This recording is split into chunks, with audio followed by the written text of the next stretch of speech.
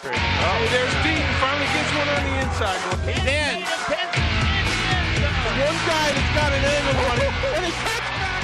That's Lawton in front of him. He's inside the 10.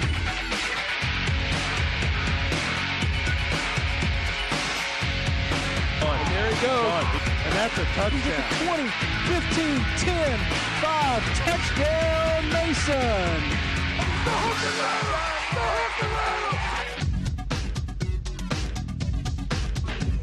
Hello and welcome to Viking Stadium and Pat Mancuso Field, where it's GMC action here tonight as the 4-1 Princeton Vikings take on the 0-5 Lakota West Firebirds. Hello, I am Bill Bretz, and joining me is Mike Makaha, who will now be referred to the rest of the night as Coach Mac. So, welcome, Mike. I know usually Bob Murphy does this with me. Bob has some family business this week, so Mike's filling in. Mike, welcome aboard here at ICRC-TV. Princeton has a new coach and a new attitude here. Pat McLaughlin coming over from Reading has instilled a new program system here, a new attitude, and so far so good. I know on the Gridiron Show this week we talked to quarterback Solomon Reed. He really likes what's going on, but this Princeton team is full of some weapons out there. Yes, it looks like they do. They're very well balanced. They have multiple receivers that are going deep, over 30 yards. They're spreading the ball around on the running game, running a read option. And it looks like they've been doing very well, but because you can't key on just one main player for them. Yeah, and unlike the Lakota West Firebirds, though, they do have one main player over there in Zolan Robinson. Yeah, Zolan Robinson, it looks like, 8 touchdowns this year. He's leading the team in rushing and receiving.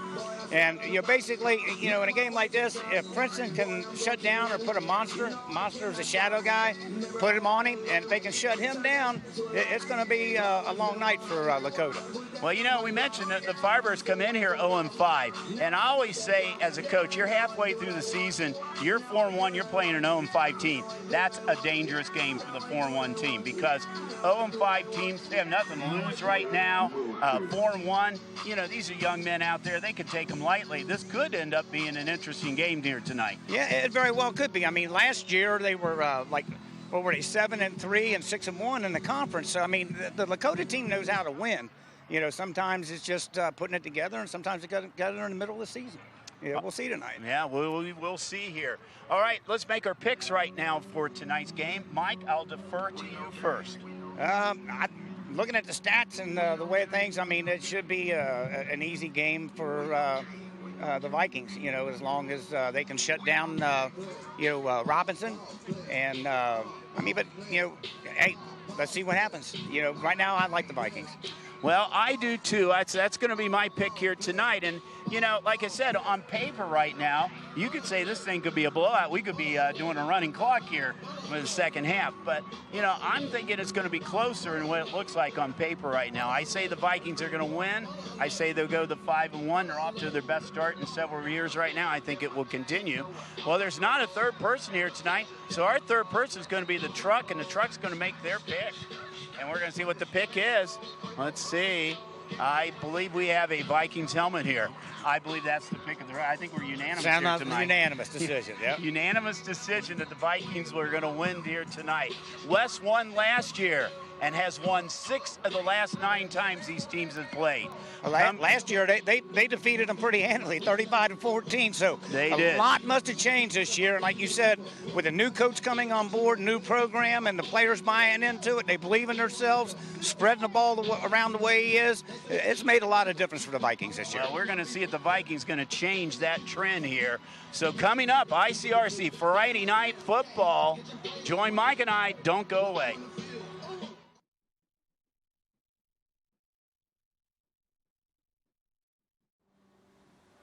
I see my friends out there getting waves and talking about them, and I know exactly what they're doing and what they're feeling and everything. It's like, it's hard. I was diagnosed when I was 57. It was a surprise to me when they told me I had MS. It's like, you sure? Well, the idea is this is a 360-degree virtual reality camera rig. Steve hasn't been able to ride a wave in way too many years, so now I'm going to ride a wave and we get to share it with him. Well, we're going to do something. Just put that on your head. Whoa. Oh, this is unreal. Coming up, coming up, coming up. Boom. Nice. Nice. This is fantastic. Yeah, let me set it up and you get another Set it up. ride. Let's do that again.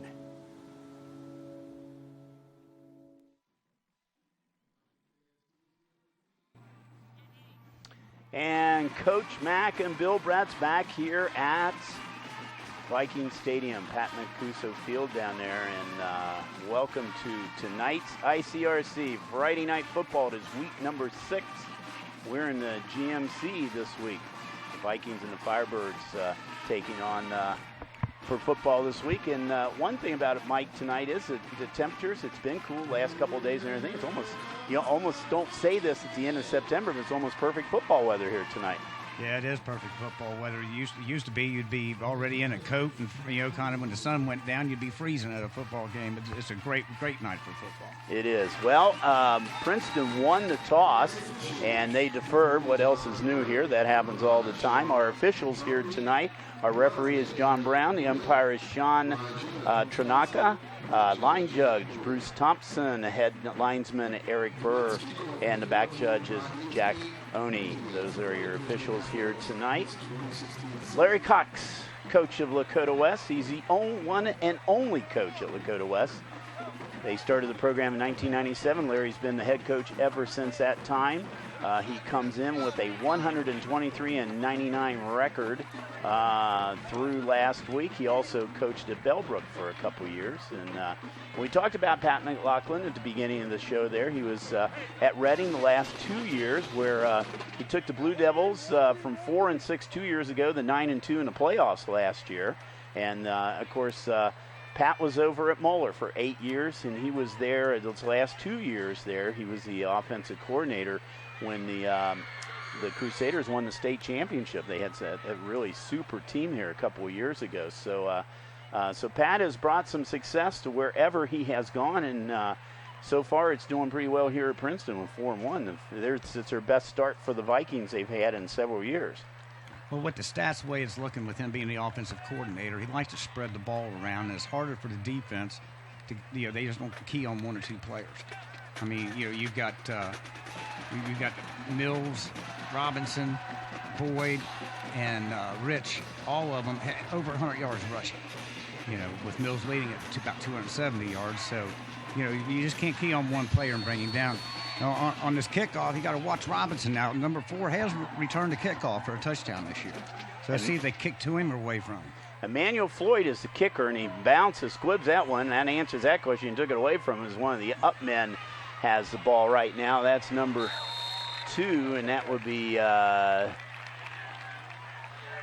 Mayim Horton, who took the kickoff here as we get going here with the and I will tell you right now, their kicker Waltz is hurt, and he came in 19-20 in PATs and 3 of 5 in field goals, and that's going to be interesting because it's going to be a committee of kickers here tonight for Princeton, and that could be interesting here. So West gets the ball first. They're led by quarterback Tony White. He's a 6'3", 206-pound senior. His backfield will have Robinson and Gillis. And the first pass of the game is a screen pass, and that is to, I believe, Horton. They opened up with what a lot of teams are doing this year. They're just spreading it out and doing a quick screen out to the receiver. A lot of times it's easier to beat, block one person, break a tackle, and you're sprung free. You're like that, a 5-yard gain. Actually, it's Peyton Porterfield who's starting. Trips are to his left right now. White back. This time he does give to number 40. That's Brian Gillis. Gillis is a 5'10", 170-pound senior. He gets about 4 or 5 yards in that one. It's going to set up 3rd and short now for the Firebirds at the we're going to see this again. Gillis. Oh, that was a really good hit there on the tackle. Basically, what they're doing, they're coming out spread formation. They're doing the read option. The quarterback can either hand the ball off or pass it. Third and short. It's going to be a give now to Robinson, and Robinson gets the first down out to about the 45-yard line. New set of downs for the Firebirds. Out to their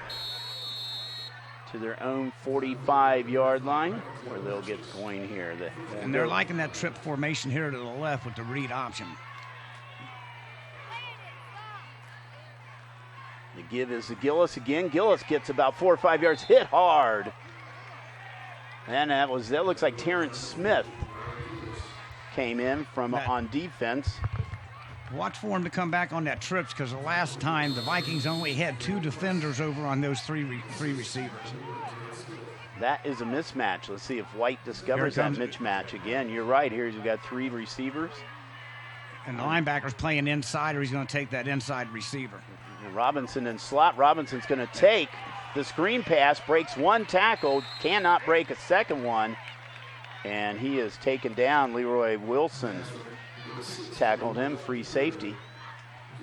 The rest of that West offense, the down linemen are Francisco Hale, Cheney, Sander, and Quay. Your tight end is Sam Williams. We'll go to the Princeton defense here on the next play. It is 3rd and about 6 now for the Firebirds. Robinson with the ball. Robinson over the 45-yard line. It looks like he is, depending on where the spot is, he's going to get a first down inside Viking territory. Princeton defense right now knows. And Robinson's injured. Oh, yeah, he's down on the ground. Michael Francis, your ends are Hines and Wilson. Gilbert, Mattress, Price, Dawson are your linebackers. Rogers and Kowalski are your cornerbacks. Wilson and Smith are your free safety and strong safety. And I'm looking right now if he's still on the field or not. Did you see, Mike, if he went to the sideline or not? Robinson's going to the sidelines. Okay, Robinson's on the sideline right now, so that could be big for... Well, I mean, pretty much the Vikings defense is keying on him, and the safety or the linebacker that was keying on him, put a good tackle on his leg, and probably low ankle sprain. Well, he looks like he's okay over there. I'm looking just kind of jumping around over there. So Gillis in the backfield along with number 20. Gillis with the ball, and Gillis is going to be brought down for a loss. And that was by number 78, Darrell Hughes brought him down. Right now, the Vikings defense is getting good penetration into Lakota's backfield. And, it's who controls the line of scrimmage. I mean, if the Vikings are going to be, holding the front down and also in their backfield, it's going to be a tough night. He's 2nd and long now for the Firebirds. White, screen pass again to Robinson, who's back in the ball game. Over the 50, he gets a little bit of running room down the right side of the field. Run out of bounds, looking at around about 32, 33, and that should be good enough for a first down, depending on where he went out at. Let's see where they're marking it. They're actually going to mark it back up there. He said he stepped out before that. The quick pass to the outside, what that does is when the defense is penetrating the backfield and you can't run, all you got to do is swing it outside. You get 1 block, and then the running back makes the rest of it. All of White's passes tonight have been the screen passes. Yeah, it's just quick outside and get a couple of blocks and pick up yards.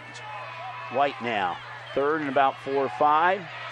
Give is Robinson trying to push through down to about the 35-yard line. He's going to be about a yard short, maybe 2 yards, depending on where the spot is. And when his knee went down, he's about 2 yards short. The ball at the 36. They have to get to the 34 for a first down, and I'm sure Larry Cox is going to go for it in 4-down territory. Yeah, he's calling the plays from the sidelines. The quarterback, the whole team looks over to him. The booths looking against the defense, seeing what they think will work.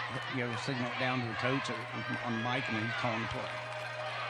Robinson, he's got a first down and more, down to about the 31-yard line. Picked up about 5 or 6 yards on that one, good enough to move the sticks. So the Firebirds are moving on this first series. Robinson made a really good move in the backfield. He was actually, tackled in the backfield for a loss, and went ahead and done a stutter step to the left and picked up the first down. New set of downs now. Ball at the 32-yard line of Princeton. Wide in the shotgun. And passing this one, I think that was somebody messed up on that one. I don't think somebody did not run the route.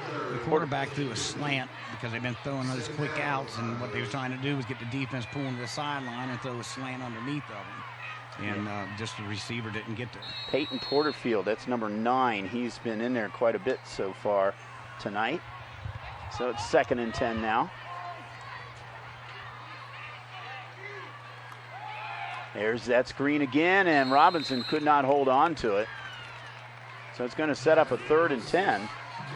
Whenever they've had long yardage, if you follow what they're doing right now, they do the quick out to Robinson. And that's basically, he's only going against 2 or 3 defenders instead of, the whole team going up the middle running the ball.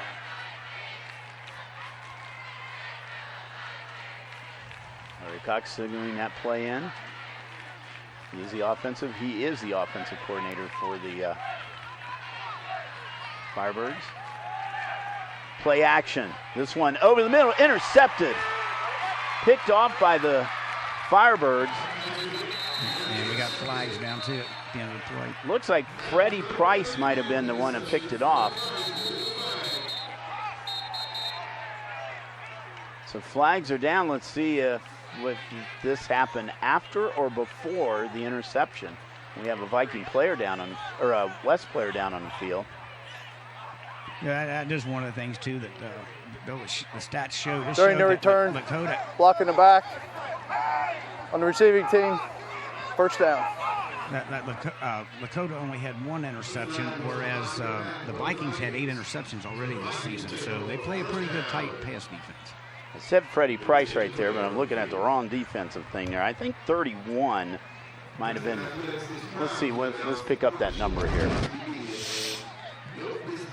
They do a rollout, and number 9 on the backside was open. It was Price. And it was Price that intercepted it underneath. Yeah. Yep. Freddie Price picked it up. Actually, we heard their coaches up here in the press box hollering, 9, 9, 9, throw it. And threw it, but it was underthrown. So an interception. And Princeton's going to go to work here. But they still have, it looks like, a Viking player down on the field right now. I'm not sure if it was Price or not. I'm looking to see if Price is on the sideline right now. So we got a bit of a timeout right here. We talk about Princeton, a lot of history in this school as far as football goes. They're off to their best start right now since 2011. They started that season, the Vikings 5-0, but it's been 9 years since this team's been in the playoffs. And right now, the Harbins this week, they're sitting 2nd. They are Division II. Now, this is the interesting thing is, here you got 10 teams in the GMC. 9 of them are Division I, and Princeton's the smallest of Division II. And they're not Division II by much. I think the last time I checked, about 5 or 6 boys under the Division I. So they're a very large Division II school. This really plays in their favor in the Harbin points because they're playing D1 schools every week, and everyone they beat, they're getting those D1 points. Points, right. They're basically playing above their rating, so, you said they get more points, and it helps them. But, if you're Division II playing Division I and winning, it just shows you that you got a good program. They have. Their only loss was to Coleraine. What's new about that? Everybody loses to Coleraine, so nationally ranked and everything. And but the Vikings, they've had over the years, they've had a tremendous success in the GMC. I was looking back here, Mike. Here's an interesting stat. The GMC started in 1967. Princeton was football champion or co-champion the first 19 years of the league's existence. And so, they have been 28 times they've been GMC champs over the years. But their last championship was in 2003. So, this generation of kids right now have not known a GMC championship. And as said, it's been 9 years since they've been in the playoffs. And they have much success in the playoffs. Between 1972 and 1993, they were state champion 3 times, state runner-up 3 times. But since that time, they've been to the playoffs in 2001, and last time was 2007. Things stand right now. They might be going back to the playoffs right now. They're pretty solid in that second position right now because 8 go. And this is not a good sign when you have the stretcher out there in the field. Yeah, it's taken quite a while. You know, they're not getting him up. They brought the stretcher out. Well, you know, anymore, Mike, they don't take any chances, Right. you know, when in these situations with injuries anymore, especially if it's a neck injury, back injury. They take no chances at all with this. Better be safe than sorry, and I appreciate all the medical people that do that, all the trainers that do that. So we haven't found who the young man is out there in the field. Okay, we're gonna have it here. Here's the injury as it happened. Okay, looking for number 94. 94 is right in the middle of your picture. And he's blocking, and it looks like somebody comes in from behind him and rolls up.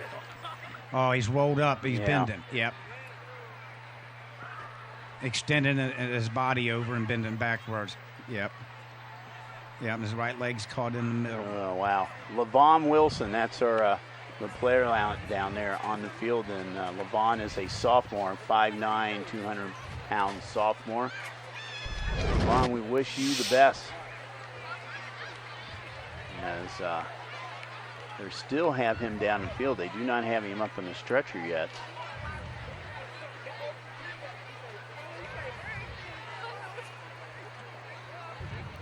Well, if I remember right, seeing it on like Yahoo News or something like that, wasn't there was a high school football player that died this week because of like a kidney laceration, yeah, a kickoff or something. I think I read that too on that. It doesn't happen very often, fortunately, in this sport, but there are injuries, and you know, that comes with the sport. Going back to Princeton, their last winning record was in 2011. They were 7-3 that year, 4-3 in the conference. And against Lakota West, well, since 2004, these two teams, this is their 10th time playing, and last 9 times, Lakota West has won 6 of those 9, including 3 in a row against Princeton. Last time Princeton won once in 2011. The way the GMC is set up, they don't play each other every year. They didn't play each other in 2014, 2010, 2006. So that's the way what happens when you have a 10-team conference goes that way. And we picked the team that has only won 3 of the last 9 times. Well, well, I don't know. But this is, like I said, it's a new attitude. It's a new Princeton team here. Like I said, they're off to their best start since that 2011 season. So West, they've been in the playoffs 5 times, and the last time they were in the playoffs was 2014. They went all the way to the regional finals, and that was an interesting season for the West because their final record that year was 7-6. They were 7-3 during the regular season, and 4-3 in the GMC. And they ended up getting hot in the playoffs, and they won they won twice in the playoffs and went all the way to that regional final. I believe they lost to Wayne High School, which, if I'm not mistaken, was the eventual state champion that year. So that was the last time they were in the playoffs, was 2014. Last year, as you mentioned on the pregame, they were 7-3 last year, 6-1 in the GMC. You know, Colerain's won every title in this league in the last, I think, 14, 15 years. And the thing about it is, the way it's set up is you can have co-champions because there are some years in which some teams don't play Colerain. So therefore, if they go, and this happened to Lakota West, I know before, a couple years ago, they went 7-0, and so did Colerain, but they didn't play each other that year. So you can wind up with co-champions with both undefeated records. If you're lucky enough not to go via Colerain, you can do that. And GMC this week, of course, in the GMC, Colerain and Fairfield and Mason all have 2-0 records. And we see Mr. Wilson going off the field right now. Well, he's sitting up. He's sitting up, and that's good. And he's upset. Part of it is probably the pain of the injury, and the other one is the pain, and I can't play football right now. So, that's the thing. But we wish him the best. Hope everything works out with him. We'll try to maybe catch something at halftime and find out if there's any other information on him. All right, well, it's been a while since we played football here. So we'll reset it for you right now as Freddie Price with the interception of Tony White. And, Tony White has had a tough season out there. He's thrown for 607 yards coming in, 55 for 95 coming in. But he has thrown 11 picks going into tonight. That's his 12th one of the season he's thrown. So the Vikings are going to get the ball first now via the turnover. At their own 32-yard line. Solomon Reed's quarterback. Reed, the give is to, didn't see the back going through here. I see the number right now, though, when he comes up. And it's a give to Raekwon Robinson. So we have Robinsons on both sides in the backfields here. Raekwon is a 5'6", 145-pound senior. We'll go over that offensive line here in a second here on the next play. Still 2nd and 10. Flag down, and I think we might have some movement. That's a second play in a row. You've got the Vikings. They're too jumpy. Their offensive line are jumping way before the snap.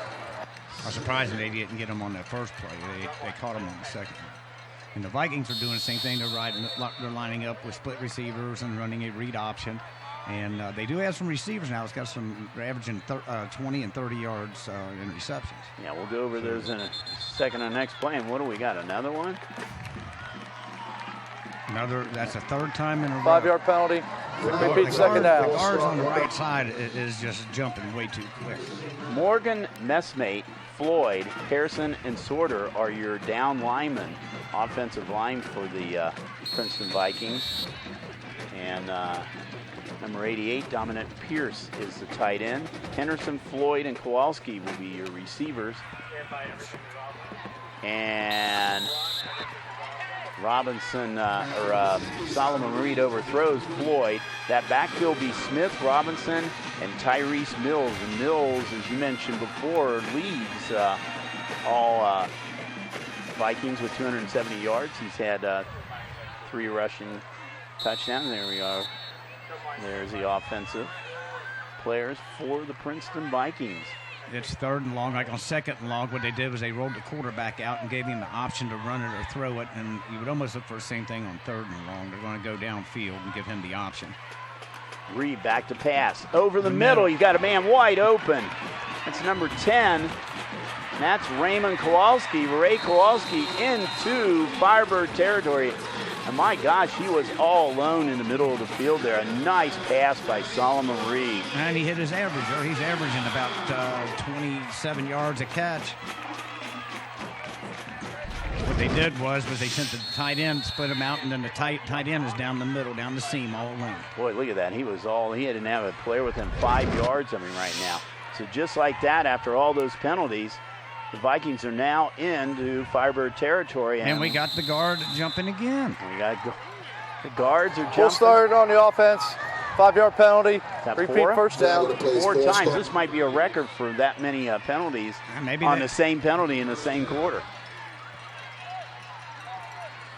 Maybe the guard thinks it worked last time. He'd do it again this series. Now, he's just too anxious. I mean, I tell you one thing, looking from here, that West defense looks big, and it could be affecting him. He's wanting to get off and get a good start. Reed's going to take it himself, and he doesn't get anywhere. He gets up to about the 50-yard line, back to about the line of scrimmage. That West offense, you've got Tyler Green and Tyler Bentley are your down linemen. Forshay Walcott are your ends. Bell, Ware, Chabola are your linebackers. McCray, Johnson, Smith, and all are your defensive backs. That was your read option on the play before. He could have gave it to the tailback coming to the left or kept it, and he did, and tried to go up the middle. It just didn't work. And motion.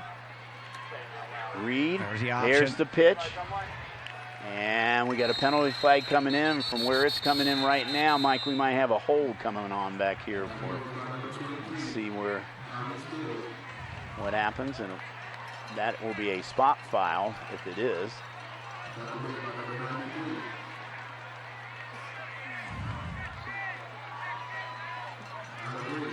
And got the signal, yes. Holding on the offense. 10-yard penalty. Repeats. Second down. I don't know how it looks on TV, but from up here, Bill, when you look at that defense, the size of it, the height, it looks like that's a high school team playing against a peewee football team. Well, the Vikings look small compared to them. Green and Bentley are 272 and 288. They're the front people. The ends are 248, 250. Your linebackers 209, 201, and 202. You got these defensive backs standing ahead above the Vikings receivers. Reed back. Now flushed out of the pocket. He throws long. He's got a man open down, and he is going to go into the end zone. That's one way to beat a big team as bigger than you, ain't it? T.J. Henderson with the touchdown catch from Solomon Reed. I was just going to say that, but that don't look like they're going to be able to run a whole lot against that big front, and they're going to have to beat them with the pass, and that's what they just did there. They moved our markers here so quick because I didn't get exactly where it was, but it looked like, we'll maybe see in our replay, it looked like about 60 yards from Reed. Reed, that's his 13th TD of pass of the year. Now let's see who's going to be our PAT. This is going to be by committee, they say. Looks like Emmanuel Floyd's going to try the PAT. Ball is down, and kick is up, and it's blocked. No, it wasn't. That, if I remember right, that's the goal on it, 84. 84, okay, that would be Kyla Carpenter. Okay, 84 and 64 kind of look alike there. Yeah. Kyla Carpenter, that kick is blocked, so it remains 6-0. I don't know if we're going to see that touchdown again because I'm anxious to see what our yardage was on that one, but I believe it was around 60. Well, he threw it about that far. I mean, it was at least 50. I mean, it was 60 on the dot. Yes. So 60 yards from Reed to C.J. Henderson. For Henderson, that is his third touchdown of the year. And the 13th thrown by Reed. He came in second in GMC in passing. 60. All right, and now we're telling everybody in the press box how much it was. Yep. That's probably your statistician. There's not really sure they got it right. And Henderson's leading the Vikings in touchdowns. Right. Yes, he had. Well, now he has 3. So here we go. Here's our touchdown now. Boy, he just lobbed that on, and he basically outrun his defender. Yeah, he did a really good job on that. So, if you notice while I was saying that defender up stood at least a head taller than Henderson. All right, another little squib kick taken by one of the up people here for the Viking, or for the Firebirds. Well, what they're doing here with it is possibly with their kicker injured, and also with Robinson being for Lakota being a serious threat of returning for a touchdown.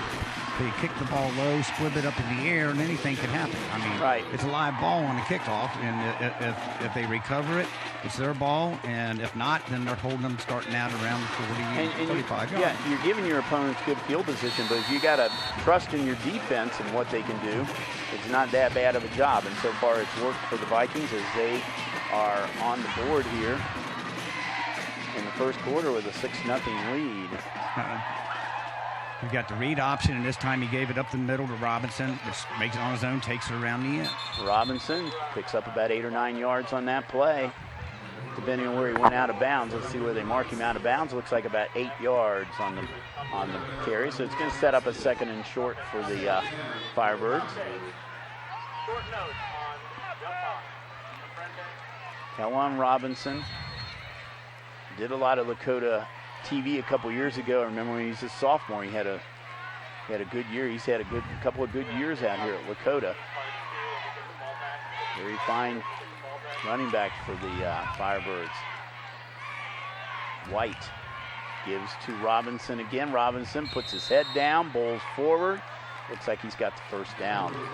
Again, the Vikings defense is getting good penetration, into the line. And, I mean, again, if I don't know if he's showing up on camera, but from here, Lakota West offense, their line looks huge. I think what we're seeing is power with Lakota versus speed with the Vikings on defense. Sort of going more speed than size. We'll run down that offensive line at the end of this play. And you're right, it's a big one. Oh, see again, the defense is right in the backfield. They're shooting the gaps. They're speed. They're quick. They're little, but they're quick, and they're beating those big power guys, off the ball. Lavelle Gilbert was the one that shot in there right now. That offensive line, Francisco 265, Hale 262, Cheney the center and we 245. Got the trips over here to the left again. Sander 266. Slant. And it's intercepted again. Picked off again, this time by number 25. That's Leroy Wilson. Well, I mean, what actually this is showing on the first two possessions is on the stats. I believe Lakota was 4 touchdown passes throwing to 11 interceptions. Now it's now 4-13. And for Wilson, that's his second pick of the year. I was finishing up on that. Brian Quay is 6'5", 311, that offensive line. But 2 picks already in the first quarter by the Vikings. That gives them 10 for the year. And after the interception, block in the back on return team, still first down. So I tell you one thing is, Princeton is winning the game, but Pat McLaughlin's not going to be too happy with all these penalties. I mean, this is the second time they've had an interception and then came out with a penalty. Yeah, it's on return, and I mean, typically, you're seeing defensive guys blocking, and they block behind the back, and officials are calling it. So Wilson with his second pick of the season, and the Vikings are lined up, 2 to right, 2 out to the right, read option up the middle. 27-yard line and pushing forward, pushing that big offensive line forward for Princeton. And if you notice on the plays, what he done is the quarterback takes the ball and he rides it in the running back's belly. And what he's doing, he's reading for a hole. And he's got the option to either give it to the running back or he'll pull the ball out if he thinks he can get around the end with it. And you could look for him to keep it to one time or two here because there was nobody out there on that time. That was Mills with the carry on that one play action. And he throws, he's getting a lot of pressure on that time. And a penalty coming in. And I don't know if this could be an unsportsmanlike the way it was thrown here. They're looking at Lakota West. I think they're going to wave it off. Maybe. We'll see. Wait for our call here from John Brown. He threw it after the plays over. A lot of times that's an unsportsmanlike. Yeah. Yeah, what that was is I think he was looking at intentional grounding, but the quarterback was outside the tackle, and so and also the other thing is the ball has to make it back to the line of scrimmage. It didn't. And so that's what they were debating on. So we call intentional grounding on the offense. Oh, it is. 5-yard penalty from the spot. Lost it down. They did not make it back to the original line of scrimmage. Okay. That's what the call was, intentional grounding on Solomon Reed. I mean, if Reed would have threw it high and out of bounds outside the tackle box, he'd been fine. Morgan, their offensive line, Morgan's 260. Messmate, 256. Floyd, the center, 210. Harrison, 275. And Sorter, 270. With the loss of down, probably going to see a long pass here again. They got their speed receivers out here out to the quarterback's left side. Well, twice he's been in a hole, and Reed has gotten out of that hole. Let's see if he can do it 3 times in a row. And he's got a man wide open. It's Henderson again.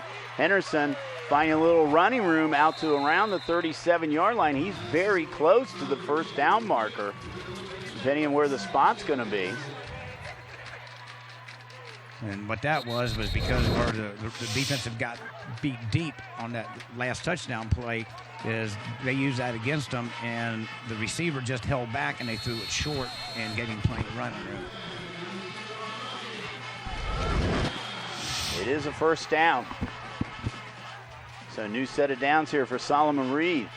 Henderson in motion. Oh, here's a reverse around this side, and that is Mills. As Raekwon Robinson. Number 3, Robinson. The reverse around, and that works for... And we got a flag down, too.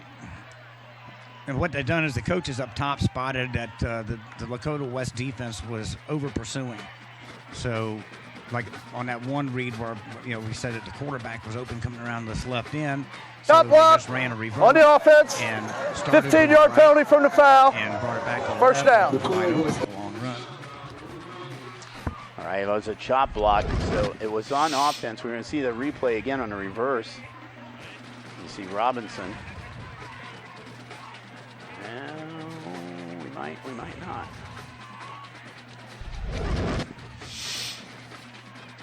All right, well, they're marking it off on the field right now. So it is going to be a first down, and they would have had the penalties from the spot, so they do get a first down, but the moves it back to the 49-yard line. Well, I don't know how many yards the Vikings have been penalized, but it has been a ton so far. And they're up 6-0. But it's first down for Princeton. Solomon Reed has Robinson in the backfield. Reed back to pass, looking. He's airing it out. He's got a man, he's got a couple men open, and it is intercepted. Yes. It is intercepted by West. It looks like Brandon McCray was the one that picked it off. There was 2 Vikings right in that area there. And don't see any penalty flag. Do I see a penalty flag down there, Mike, or that's a spot? Yeah, there is a flag. There is a flag. Yeah. Hey, so we're going to pass it. Offensive pass interference. Is that what he had? No. He had defense. He doesn't realize his microphone's on right now, so we're hearing this whole conversation. High school, I forgot. We're going 15 from up there. Right.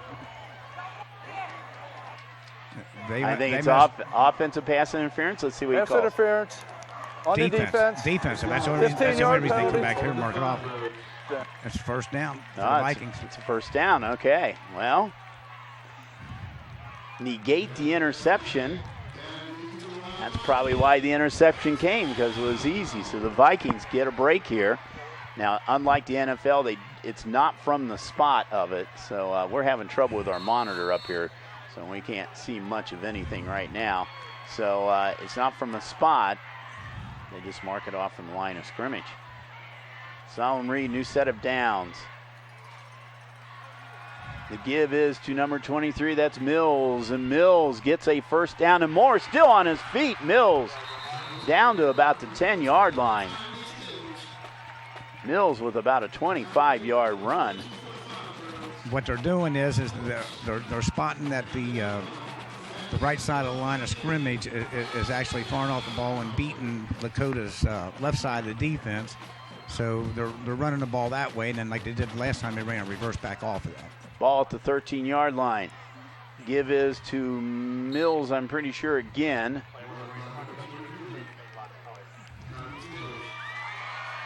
Therese Mills, a junior. They're not getting many yards up the middle. It's all been passing and their speed around the end with their quick backs. Let's see if he goes. He picked up a couple on that one, so the ball's at about the 11-yard line. Let's see if Reed goes for the end zone now on this second down. Reed back to pass. He's got a man open. And into the end zone goes Anthony Rogers. Rogers with the 11-yard TD pass from Reed. And the Vikings are up 12-0. For Rogers, that will be his, down here right now, Rogers, is that his first touchdown of the year? I look back here, but I believe it is.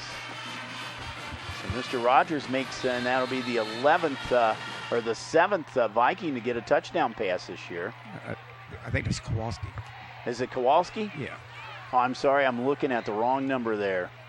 My mistake. Sorry about that. Kowalski, though, that is his 3rd touchdown in the year. Yeah, correct. He's the same one that got opened down the seam earlier from the tight end position. They're going to try for 2 now. Solomon Reed back to pass right over the middle. And he hits, looks like number 3. That was Robinson for the 2-point PAT. Yeah, they just ran Robinson on a quick slant. He just goes on an angle towards the safety, and he was wide open. So with 1:13 to go here in the first quarter, they make up for that missed PAT with the 2-point conversion, and the Vikings go up 14-0. Kowalski, I don't know if we're going to get to see that touchdown pass again, but okay. Coming up again here. Well, one thing about his receivers, they seem to be all alone. Look at this. Fake the run and then just hit the out to the tight end, and he just made a move and took it in. Great play by Kowalski. Ray Kowalski came in with 6 receptions, 32-yard average. Had 1 big play earlier in this quarter. That one was a touchdown in his 3rd one of the year here. It'll be interesting to see if they squib it again, or I mean, if they do, that's been their whole game plan, is one with a new kicker and also trying to keep the ball away from Robinson. Yeah. Well, I mean, with 13-point lead, they may try to kick one deep and just see what he can do, the kicker.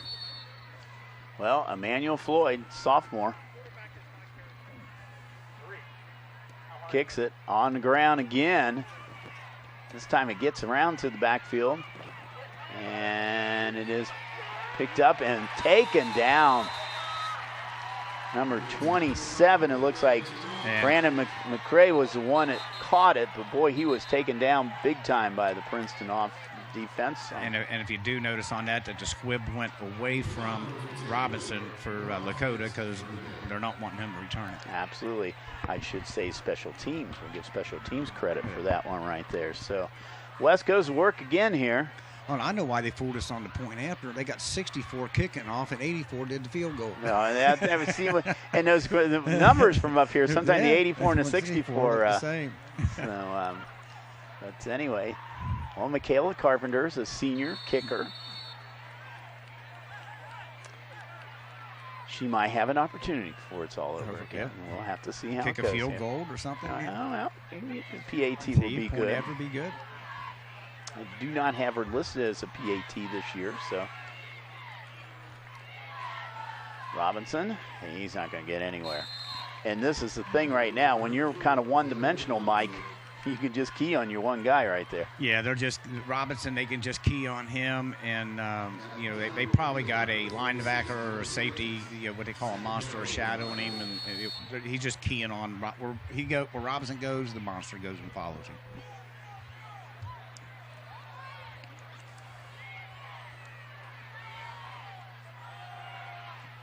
Robinson, and he's taken down for a loss. And right now, that quick defensive line for the Vikings, I mean, if you can see it on TV, I mean, they are a lot smaller than West, but they are just so much quicker. That's good coaching. What they're done is that defensive line's watching the ball.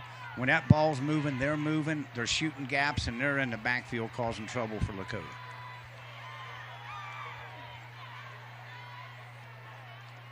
Time is running out. We're not going to have another play this quarter here, so it's going to end after the first quarter here.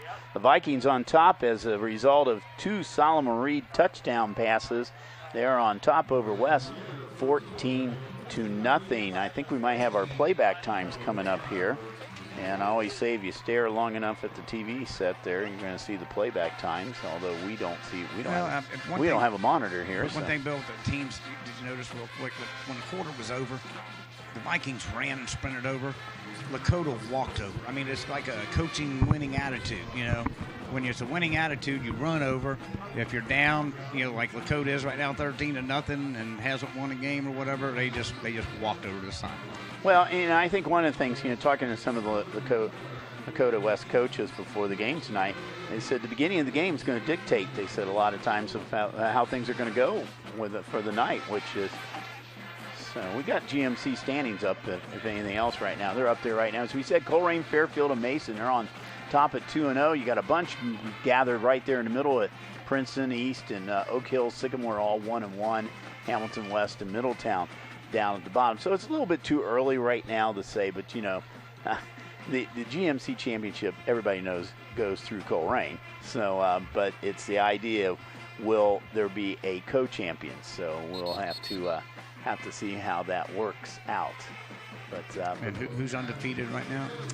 Mason, Fairfield, and Colerain. And so Mason and Fairfield will be the only ones possibly there's chance of undefeated with if they don't play Colerain, possibly and one as a co-champion there. Well, this team has already lost to. It's hard to say. I haven't seen their schedule right now. I will tell you that Princeton will be at Mason on the 9th week of the season, so they will have to take on that. And there is a long pass downfield. Intended for Robinson. And it was not good. White's pass was no good. So as we start quarter number 2, Bill Brett's, Coach Mack is up here. We've got a technician up here. We're all set up here in this press box. So, thanks to the great people at Princeton, I tell you, this is just a fantastic place to do a ball game from, and the people over here at Princeton are just so nice to us over here, and we really see appreciate. Our first punt of the night.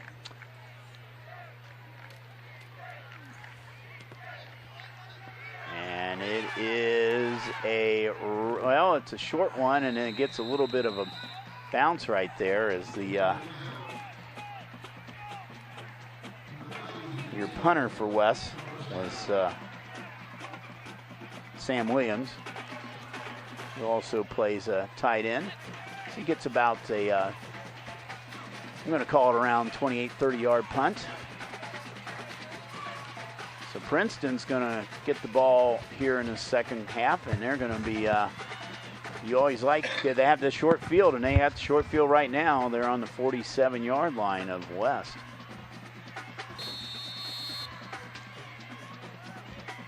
Like we were talking about earlier, I mean, the Vikings, they spread the ball around. You've seen 2 or 3 different people running it, and you also with the receivers. There's been 3 people catch passes. Let's see if this will be a running play right now. They're tight end right there, although flushed out of the pocket, but Reed's got the ball, and he's going to get some mileage there. He gets about 2 yards. That's a tough 2 yards for him. That's one of them that's 30 sideways for 2 forward, isn't it? But that's what we talk about with the option. Football has changed over the years. Instead of lined up and high power football, it's all been passed down from the colleges to the high school coaches and probably even youth, because they go to the high school coaches seminars, and everybody runs a read option now. The quarterback can either run it or throw it, or else he can hand it off or run it himself. Reed. He's got Kowalski. Kowalski with a great catch down at about the 20-yard line, and he is in bounds. So they're going to move the sticks again, and that's going to be about a 23, 24-yard reception there for Ray Kowalski. Well, what they're discussing right now is Kowalski did go out of bounds. He did, whether he caught it in bounds was the question. On his route, he went out of bounds, is what they're looking at. That's the reason why the official threw his hat down at about the 26-yard line. Actually, one of the Vikings player picked it up, and there goes the flag. He was out of bounds, come back in, and he was the first one to touch it. Now Pat McLaughlin is arguing with him over here on the sideline. Legal participation. Receiver went out of bounds on his own. He came back in. That'll be a 15-yard penalty. Repeat first down. Now, it's 15-yard penalties from the line of scrimmage. From the line of scrimmage. So what was going to be a big play now has turned into a... That moved them from the 22 of Lakota all the way back to their own 49. Yeah. That's a lot of yards to give up on that. And once again, Princeton's kind of shooting themselves in the feet here with penalties, but so far they're on top. Screen pass. And that was to number 22, and that is C.J. Henderson. Again, those quick screens is what they're set up for. You know, so you can't run the ball up the middle. You know, against 7 defenders. You know, you just quick screen outside, and you got 2 defenders out there. You know, you get a good block, and the receiver makes one miss. He's off to the races. Henderson has at least 3 receptions tonight. He's been the favorite target for Solomon Reed. And they're having a little trouble on defense adjusting. You know, you got 3 wide out here. Reed, pass, and that one was deflected. That was deflected. Looked like it was deflected by number 95. That'd be Dan Chabola. Chabola, 6'3", 202-pound junior. Looks like we're going to see our second punt of the night, one from each team. So Kowalski is the punter for Princeton. Average is 42.6. Pretty good for a high school average. And Cray is the lone. And they're respecting his kicking ability. He's down about the 10. All right. And that is a good punt. It's going to be inside the 20, down to about the 16-yard line. So Ray Kowalski had a problem on the pass, but ended up having a good punt there. Going to give Princeton defense good position here as West goes to work here with a 10:30 to go here in the first Well, West half. needs to put together a drive or put a score on so they can get back in this game and you know, make them feel like they're playing for something and got a chance, because, you know, where they defer, they get the ball beginning of the second half. So, you know, if they can put a score on and hold them, then, you know, there's a chance that they could come back in the second half. Well, they had a nice little drive on the first series. So you see Pat McLaughlin there. And but it ended up with an interception. Robinson's got some running room over the right side. Picks up about 5-6 yards on that play. Ball out to about the 29-yard line. Yeah, Lakota in a way reminds you a little bit, but it's kind of like the read option with the old power back, with Robinson being the main power back. You know, you give it to him and they can pick up 4 or 5 yards of carry. This time Robinson doesn't get anything. Nope, the defense did a really good job. They split their gaps, held the line, and held him to a little bit of a loss of a yard or 2. But it seems like that's what they're doing. I mean, the first time they run it, they're able to pick up 4 or 5. They did it from the beginning of the game on the first drives, and then, you know, they was kind of alternating, run him up the middle, and then do the quick screens out and picking up yardage. But if it seems like if they key Robinson too much, one play after another running, you know, the defense is stopping him on the second one. Princeton has a West has a 3rd and long. And White's throw was no good, but boy, he was hit hard in the backfield. Nice little rush put on. See number. It had hurried up his throw, what it was the defense did, because he had the pressure on him from number 18 from the Vikings. That would be Jamal Hines. Jamal Hines put pressure on him, and it disrupted the whole play. I mean, the receivers couldn't get to be where they're supposed to be, and he had to let the ball go early. So Williams in for his second punt now.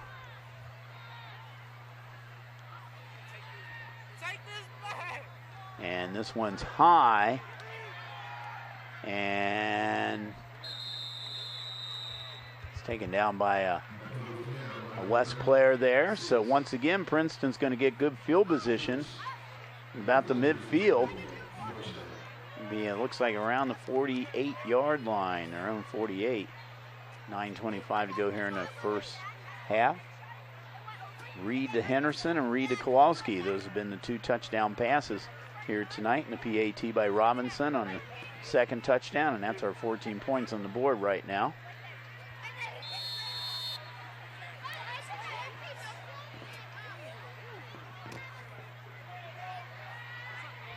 All right, well, empty backfield this time. They got four wide. He's going to 5 wide. He's going to throw on the first down here. Man in motion. Now fake give. Now Reed keeps it himself and doesn't get much. Gets back to maybe about the line of scrimmage. That's about all. Well, the defensive end and linebacker on that side done their job. They come across and turn the play up.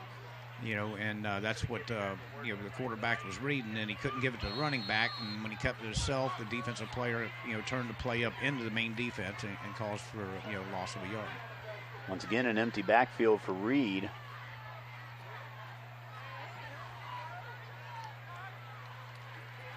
Reed back to pass. Got man open. That's Kowalski. Kowalski breaks a tackle. He's down the left sideline. Inside the 25. They said he might have went out. The referee standing about the 33. That's what it's all about on these quick passes. It was noted from the beginning. He looked to the left. He knew he was going to Kowalski. There it is, the missed tackle, and then, like I said, they're off to the races. Safety has to come over from the middle of the field, and 20 yards later, they take him out of bounds. Okay, actually around the 32, he stepped out. And this looks like it's either Mills or Robinson. I didn't see who was in the backfield this time. They keep switching around back there. Was, I think, wasn't it? Yeah, the defensive line. Well, the defense was, but Raekwon Robinson was on there too. So you were asking earlier about undefeated teams here. Mason is at Coleraine tonight, so you do have two undefeateds playing tonight. So somebody's going to come out of there with a loss. That'll leave Fairfield and either Mason or Coleraine, depending on who Sycamore at Fairfield, Middletown at Oak Hills, Hamilton and Lakota East are your other games here tonight in GMC. And there is Henderson.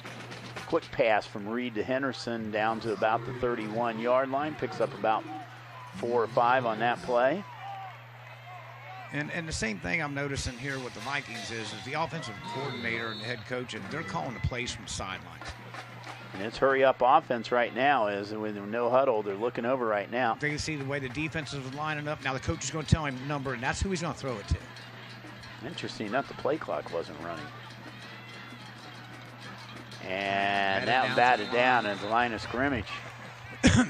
Might have been number 93, Mr. Tyler Green might have had it. What they're doing now is they're signaling in, as you can catch on the bottom of your screen, the coaches are signaling in the formation. And they're telling them which play to run. And it's 4th down now, 4th and about 4. So first 4th down situation the Vikings been in tonight. Now they look to the sideline and he's telling them which play to run. And the coach is very excited. He likes what he sees in his matchup. And they're going to call timeout. I think they're trying to draw him off sides. On the last play, the play clock did not start. And the 25-second, not a whole lot of facilities have the 25-second play clock, but a lot of GMC schools do. And but I noticed in the last one, the play clock didn't start. And I think this one, the play clock started late. So there's Pat McLaughlin talking to his team there.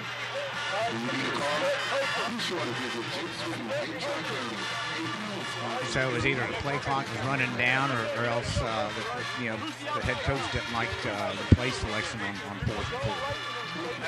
And like I said, with him running down and the sideline, and it could have been just they were calling signals trying to get the defense to jump off sides. And 5 yards, you pick up a 3 first down and get the defense to jump.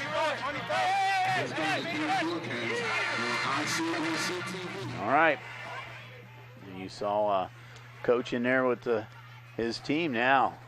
4th down. I mean, high school, this is go for it territory. I mean, you don't want to punt here and it's too far out for, field goal. Especially with your kicker hurt. Yeah, you'd be looking at a, 45, 50-yard field goal. Reed looking now. Reed is, he fumbles it. Fumbles it right up in the air and right into the hands of number 78. There was a receiver on the left side wide open. It's just that with the defensive pressure, the quarterback couldn't get it to him. He tried, and he pulled it back down to throw to him. That's when the defense hit him and caused a fumble. That's a big Tyler Bentley, 6'3", 288-pound junior. And Tyler Green. Here's our replay on it. So you got him looking. That's when he got hit. The ball dislodged. 97 with the hit. David Walcott went the hit then. The thing about it is, that's the easiest fumble recovery you can ever get. Just flipped right up in the air and right back down in the hands of Mr. Bentley. And West now gets that's her first fumble recovery of the season. for the Firebirds. 7:16 to go. White They're now. giving them the middle. Now they're adjusting over. White is going to keep it himself. Bowls forward to about the 40-yard line and then push back, so he picks up about 3 on that play. I think they lined Robinson up in a wildcat on that last play, Bill. Oh, okay, that was Robinson. Yeah. All right. Good eyes. Well, he picks up about 3 yards on that one. Looks like they're doing a wildcat with him again. Unbalanced line to the right. They got 4 offensive linemen on the other side of the center and 2 to this side. Robinson. And he's running to the unbalanced line side, looking for a hole. And the hole is not there. He's taken down in for a loss of about 3 or 4. So West is trying everything in the world. They're trying to pull all the tricks out of the book here. Trying to get back in this ball game here with 6:20 to go in the first half. And basically with an unbalanced line, usually you have 3 people on the right side of the center, 3 people on the left. You just take somebody from the left side that time, put them over on the right side, and you got 4 people, on the right side of the center.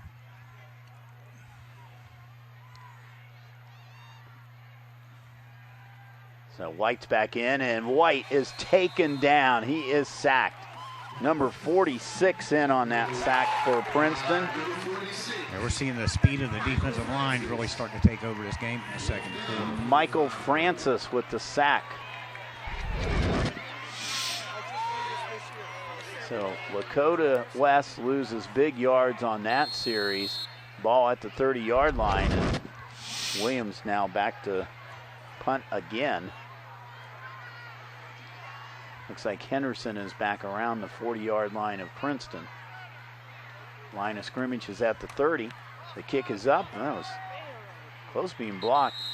And a fair catch is called by Henderson at the 43-yard line. So it went from the 37 to the 43. About 30 yards on the punt here. So Princeton gets the ball again. I tell you, just about every time they've gotten the ball, Mike, they've gotten in great field position. I mean, when you only got half the field to work with, makes the job a lot easier. It goes back to the beginning of the game with them intercepting the passes, and just changing the field position, because Lakota opened up, remember, drove all the way down to like the 40. Right. And then through the interception, and it's been a different ball game ever since then.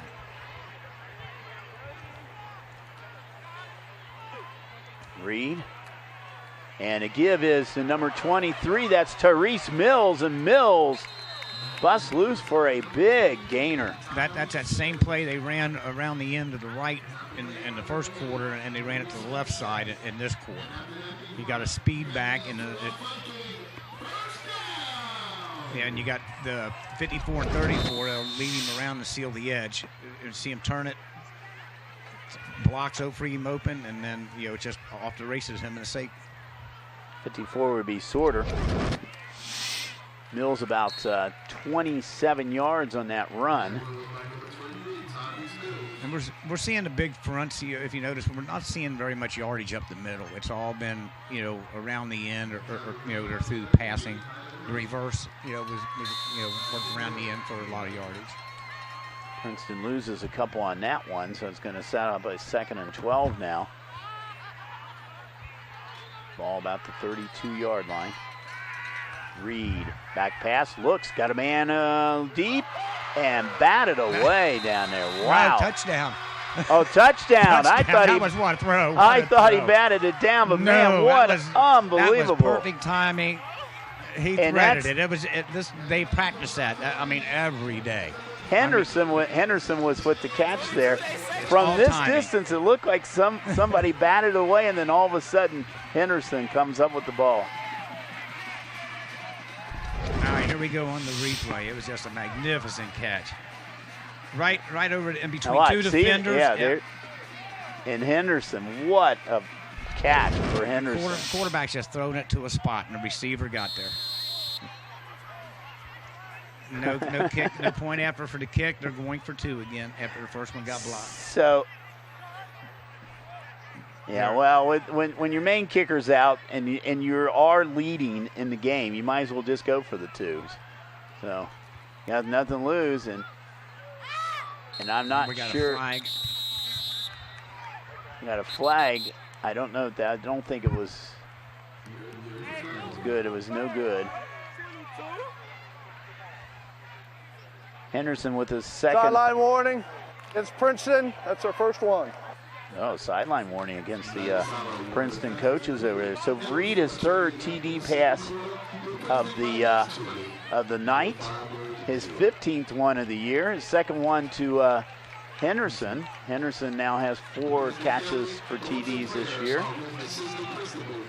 This one from about, I believe, around 34 yards. So that's going to give him well over 100 yards in receiving now in the first half. So Mr. Henderson's having quite a game along with Mr. Reed, and the Vikings are up 20 to zip here, 4:28 to go in the first half.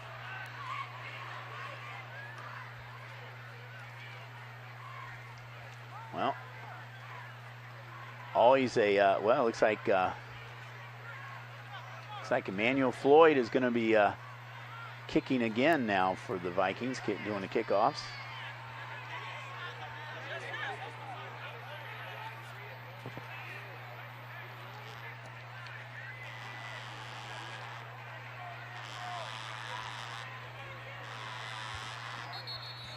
All right, so here comes Floyd, the sophomore, with the kickoff.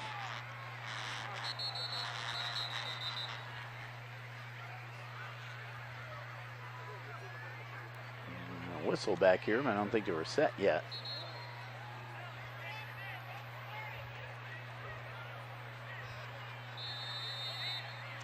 All right, now here we go.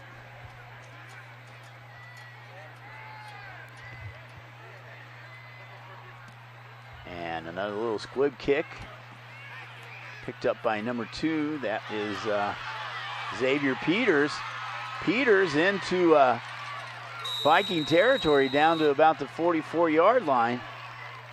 So I think right now West is starting to put some hands guys up there, knowing that the kicks are not going to get too far.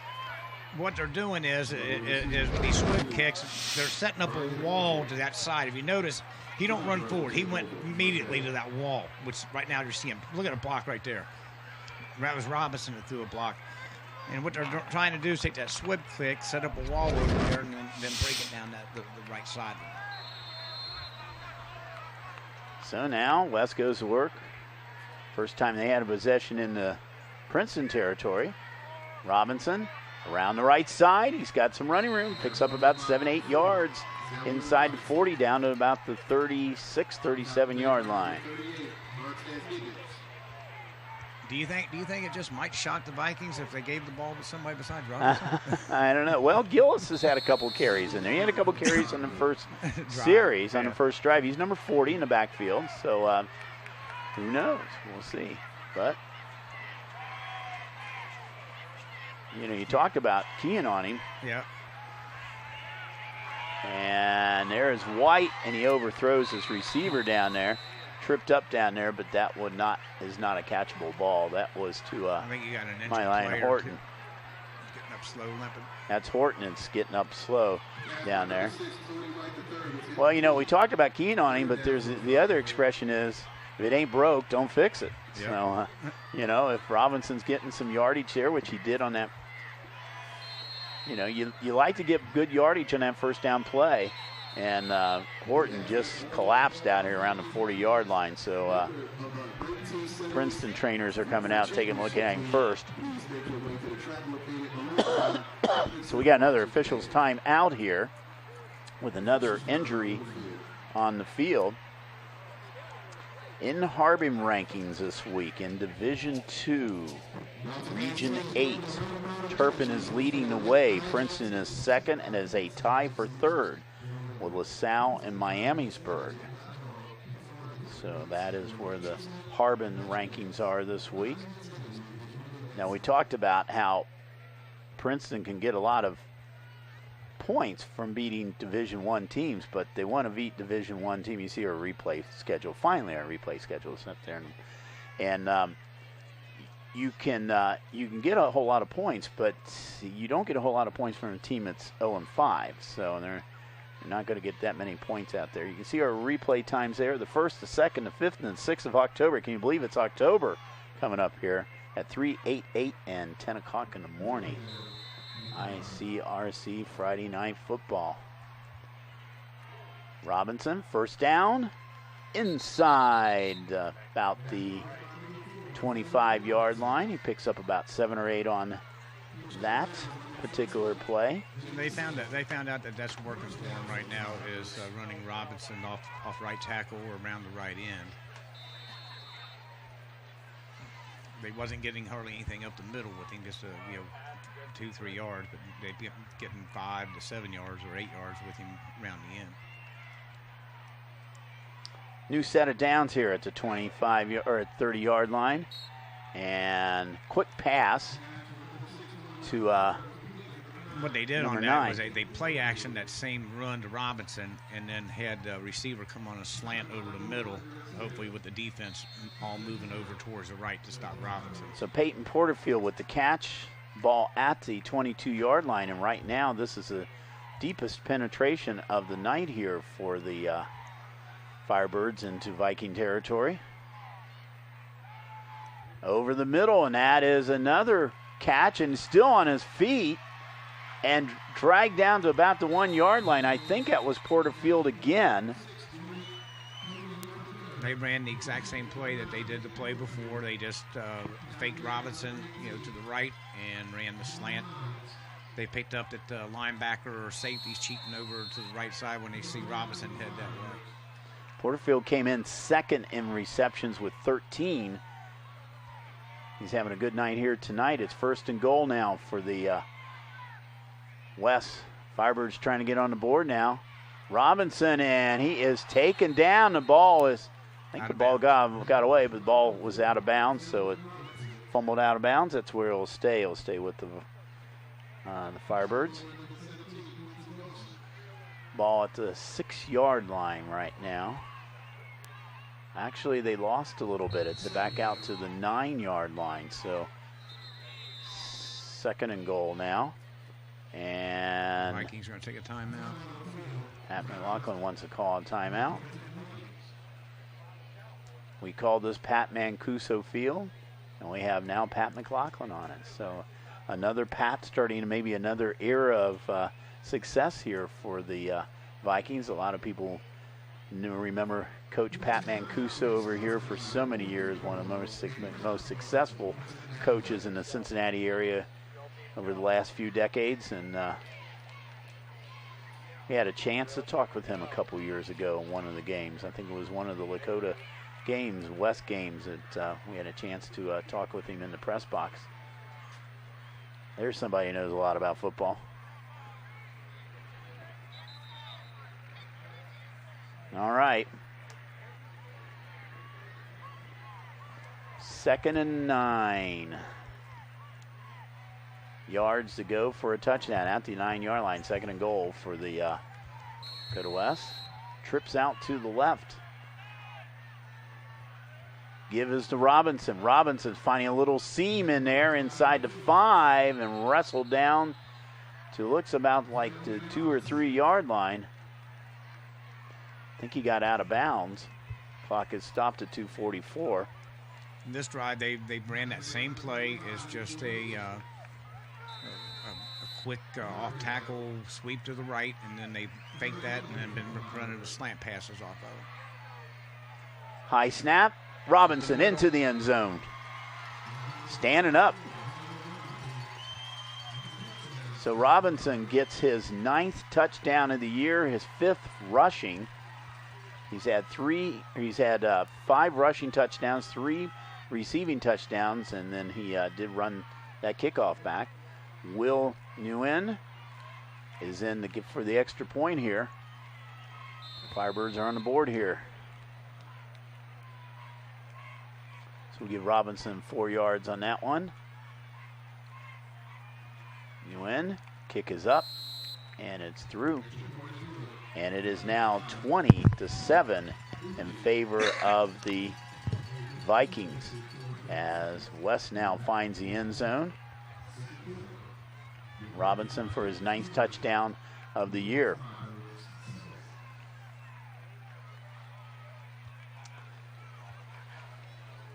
Other tonight, ICRC.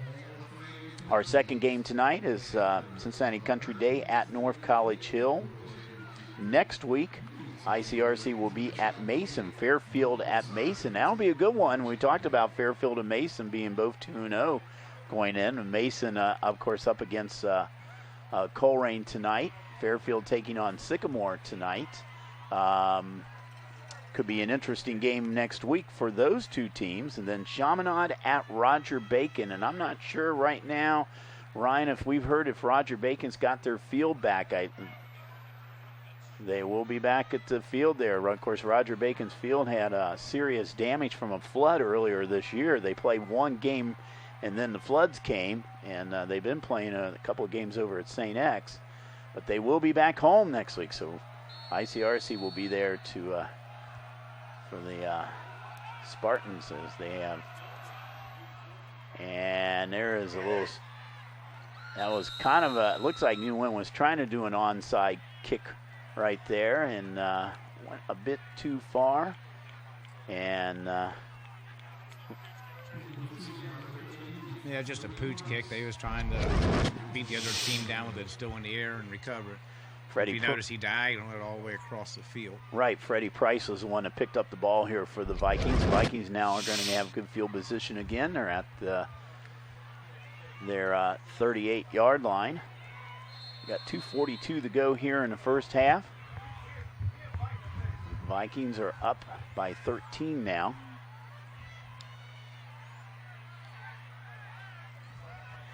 Now for West, this is big. If they can have a stop right here, they're going to have fairly decent field position. See what happens.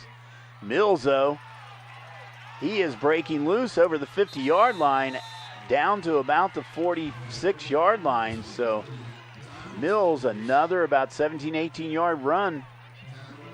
That was the same play to the right side that they did to the left side before. If you'll notice, he's just straight handoff, the seal turning inside by the two backs, and then he breaks it outside. Mills now approaching 100 yards, if not over 100 yards rushing here tonight. Mills, another big run around the left side now, and he might have got a first down. Went right at that marker right there, which was down at about the 37-yard line. And when you watch it, it's the same off-tackle sweep Holding play on the offense, 10-yard penalty from the spot. that Lakota was running, on that last drive. All they're doing is going off right and left tackle end. They're just not seeing much yardage up the middle, in between the center and the tackles. So everything's happening, to the outside. Vikings been pretty quiet last several minutes here without penalties, but they do have a holding penalty on that one and backing them back up to around the 43-yard line. Reed. Play action. And another pass, another great catch made by a receiver down there. It's Henderson. It's been his favorite target here tonight. Been a steady dose of Henderson and Kowalski there in the for the receiving cores for the Vikings. 1:40 to go here. They get part of that yardage back now. Back into Firebird territory. Give is to Robinson. Robinson finds a little room up the middle there. Picks up about 4 or 5 yards, and we have a little extracurricular going on down here in the backfield. Or actually out in the receiving core area there was some extracurricular going on. Timeout, Lakota. Yeah, with it being third and long, Lakota wanted to call a timeout to try to save as much off the clock in case they can get to stop them here and get the ball back. So 1:18 to go here. The ball at the 46 of West, and it's going to be a 3rd and long now for Princeton.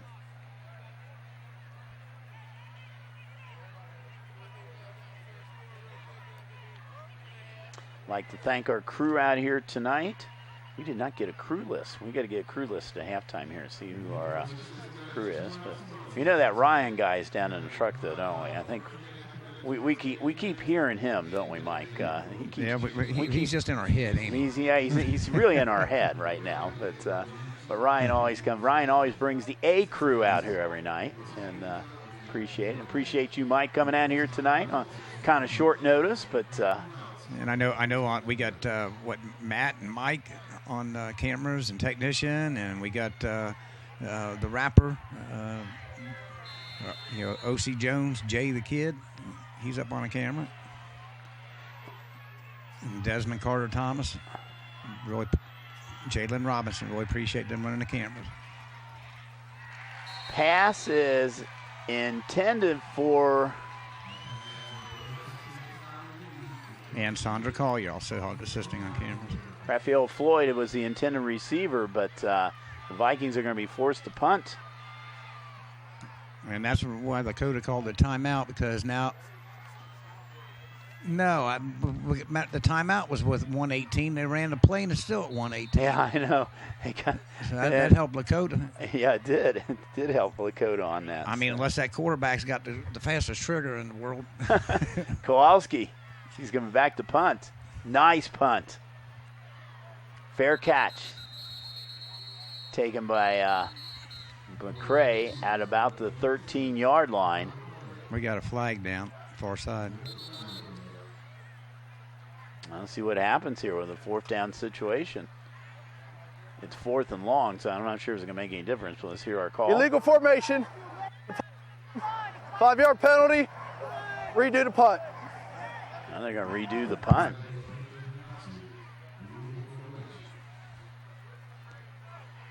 Well, Kowalski got a nice punt away that time. He's going to have to do it again.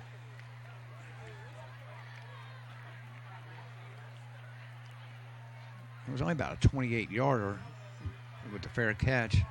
But boy, anytime you can pin him inside the 20. Looks like Lakota's hoping for a return or a bad kick. McCray back now at the 20-yard line. Would you say he was averaging 40-something? I think he is, yes. There is another high kick. McCray is going to let it go. And that actually hit, I think, one up. Did it hit a West player? It was close. It must have just missed him. Oh, man. Oh, he recovered it. It hit him and he recovered it. That could have been very dangerous for Lakota West down there. So, and wound up the ball. Actually, they wound up losing a couple of yards with the re-kick. They're going to spot the ball Here's just a replay inside on that, Bill. They're going to spot the ball just inside the 20. See, it bounces. Touched him right there. And then the Lakota recovered it. That was actually a live ball. Yeah, Maurice Smith, was the one who was touched. White, nice little spiral, and almost a good catch made out there by number 2, and that is Milan Horton. So that limping injury on the last drive, you think it was like he said on Pro TV where he was trying to get in their head that his leg was hurt and didn't have the speed? Well, he had the speed on that one. He did, didn't he? Speed runs in the Horton family, too. So anybody knows anything about Lakota football. And there's Robinson alone out there, first down. So White with a nice little pass of about 12 yards. Yeah, we got 2 interceptions in the game so far. I mean, if Lakota's careful and controls the ball, they can get down for a score before half, and then since they deferred, they'll get the ball back. But if not, they're in dangerous territory. If they don't watch what they're doing, they could turn it over. All right, Lakota West.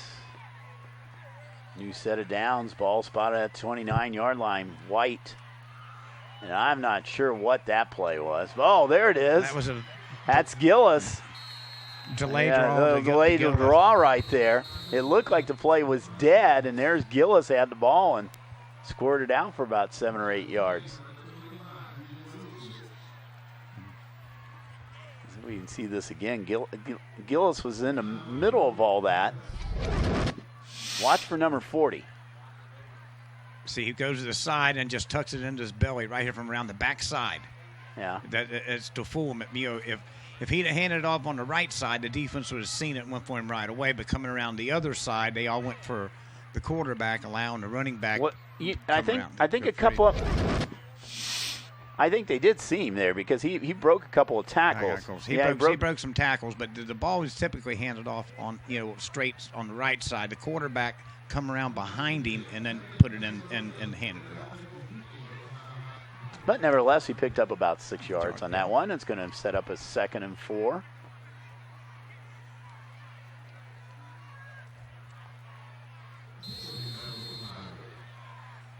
Trips to his left, including Robinson.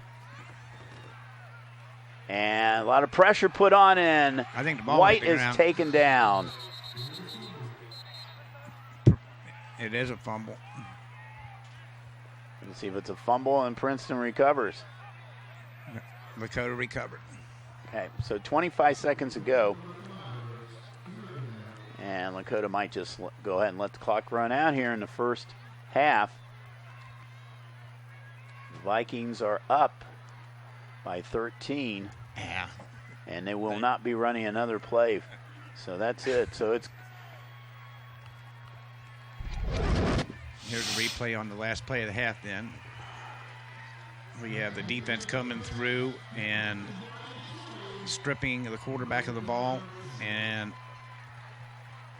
just couldn't control it. The ball bounces as it normally does on a fumble, and it looks like it bounced right back into the quarterback's belly. Right back into White's belly. That's pretty good. So that's an interesting way to end this first half, and we have ended it with Princeton up 20-7. But like you said, Bill, at 0-5, why didn't they just throw one down the field? What the heck they got to lose, with 10 seconds left? Well, we'll find out here if they're going to do anything tricky in the second half. Mike and I will be back here for second half action here at Princeton High School. Don't go away.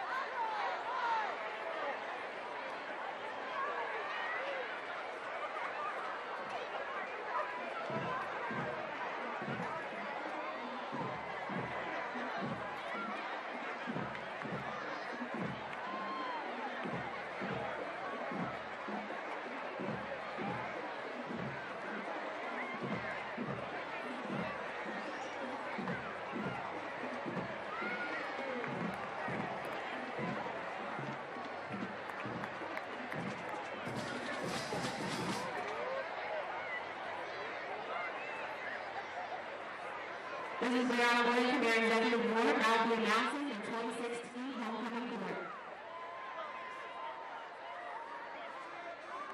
First up, we have Anaya Tillman, daughter of Doug Tillman and Sierra Clark. Her hobbies include cheerleading. She is ordered by Caleb Crawford, son of Maurice Crawford and April Mendez. He is a member of the Lady football team and is interested in basketball. Next up, we have Takia Williams, daughter of twins Williams. Her hobbies and interests include student council, track, cheer, and dance. She is supported by Logan Marshall, son of Bill and Lucy Marshall. He is a member of the Princeton baseball team and enjoys playing basketball with his friends when he lives in his home. Next, we have Jordan Chanel, daughter of DNA Chanel. She has played soccer for freshman year and is now a member of the cross-country team and basketball team at Princeton. She also plays in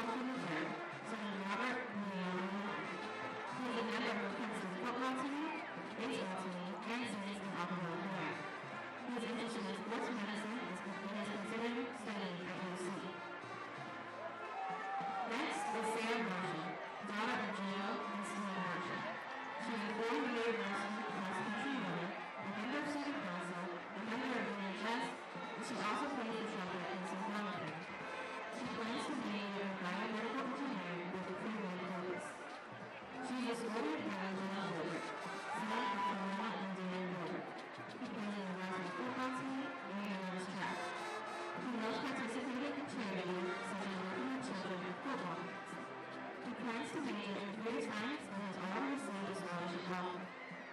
Next, we have Ronnie Perkins. They are Shay Ripper and Alan Ripper. She has played soccer for Princeton for 4 years and also plays in the Colgan Select team. She's an acapella choir, local chamber ensemble, marching bands, and smaller band. She plans to major in psychology and minor in music and political science at North Carolina A&T University. She is escorted by Anna Moore, son of Letitia Moore. He is a member of City Council, ROTC, and acapella choir. He plans to major in meteorology and broadcast journalism. Next, we have Alicia Anderson, daughter of Shakia, Floyd, and Antonia Anderson. She is an active member of kickoff, and she also plans on majoring in microbiology. She is escorted by C.J. Henderson, son of Cornelius and Michelle Henderson. He plays in the varsity football team and runs track. He plans on majoring in automotive engineering and enjoys helping the community. He also loves 222 basketball, loves 222 state track, and has been in the grade center. Ladies and gentlemen, this is their 2016 homecoming court.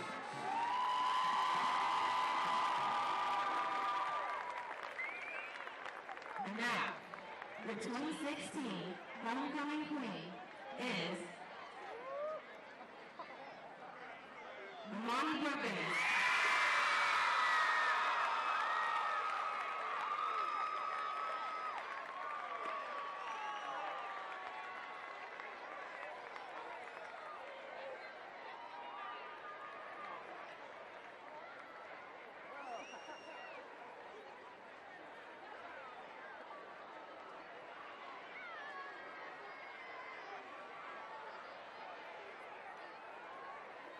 And now for your homecoming king. 2016 homecoming king is C.J. Henderson.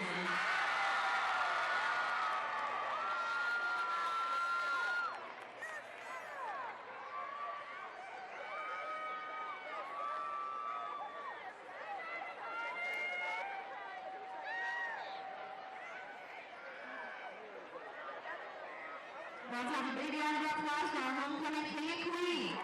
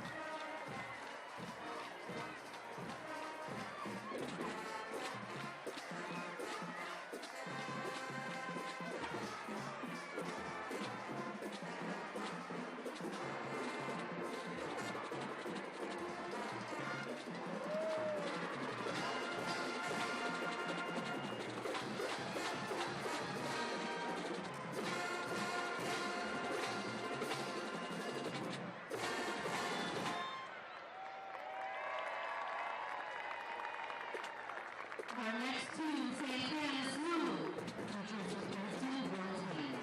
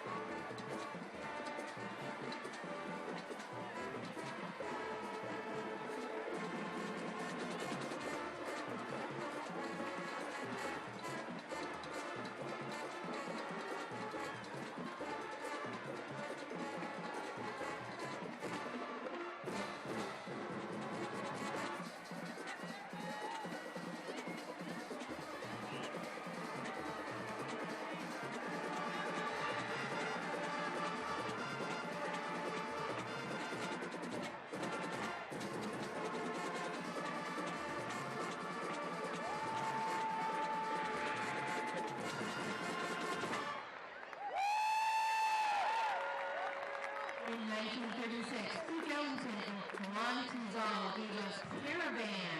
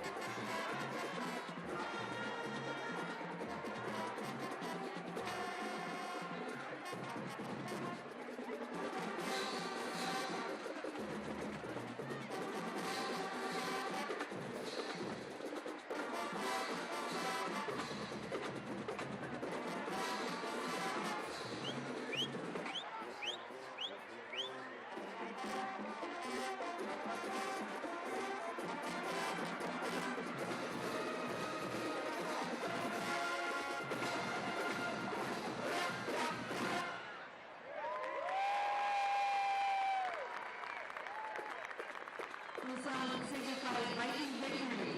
Go Princeton! And Viking recognizers ICRC-TV, Brandon Williams and Julian Bass.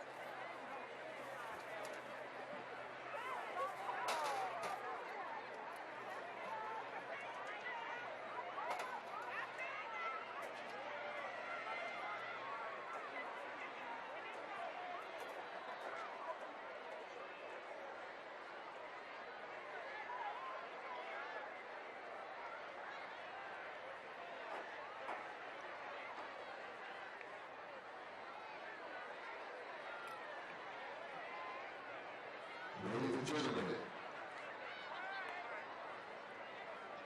the regular touches of the East Hitting Drill has been announced on Hall of Fame interviews. First up, Lifetime Achievement Award and Athletic Historian.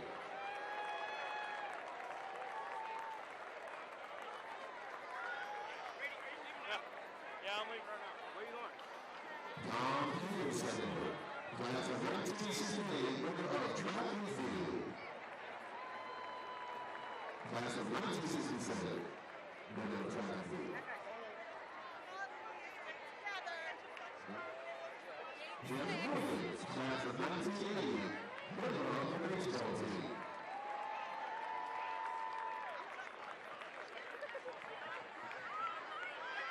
Bill Franklin, class of 1985, member of the football team.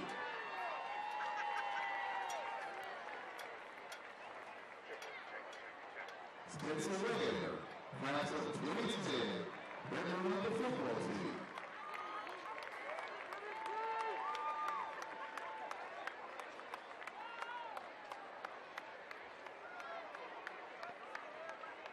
Coleman Saunders, class of 2012, member of the Princeton Indoor Outdoor Track Team.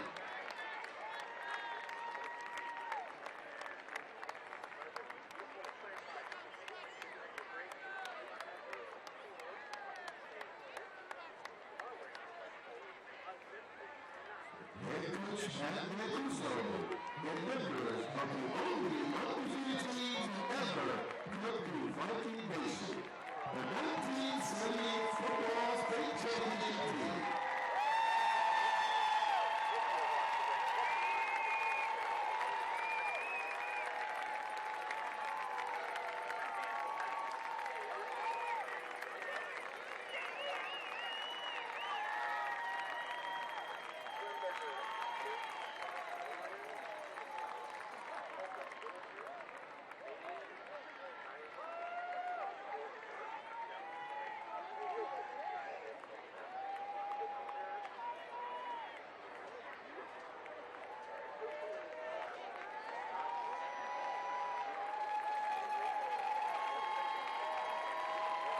Viking fans, loud and proud, let's do a big hand for our 2016 Hall of Fame Vikings.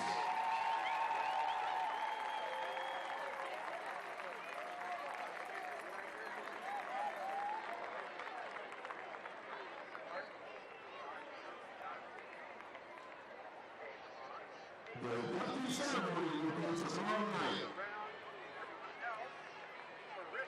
Will be held at the Sherwood Convention Center.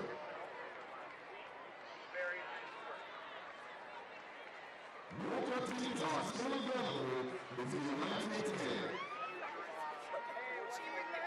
Once again, we're at the Sherwood Convention Center. Once again, ladies and gentlemen, let's give all of these individuals a big hand.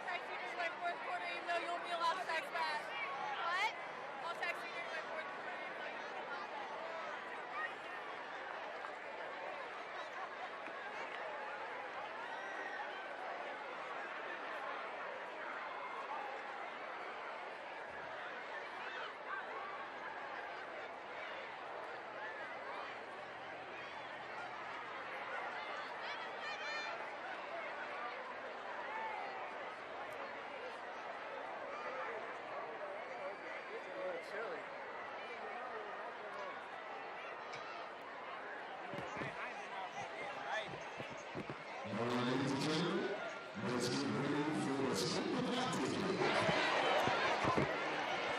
It's yours.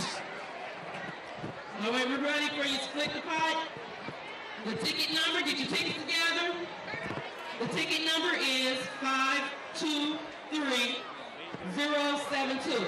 Once again, the number is 523072. If you want, please meet the ladies in the press box. If you haven't won, please meet the ladies in the press box.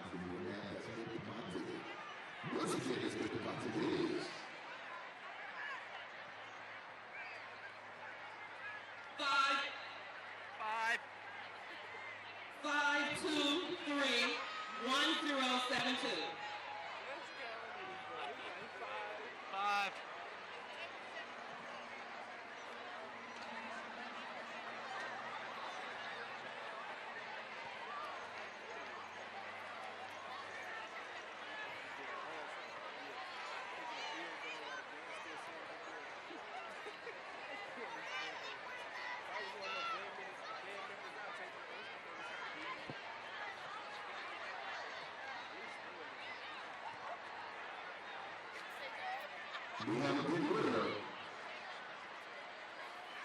Mr. Bob Wright. $160.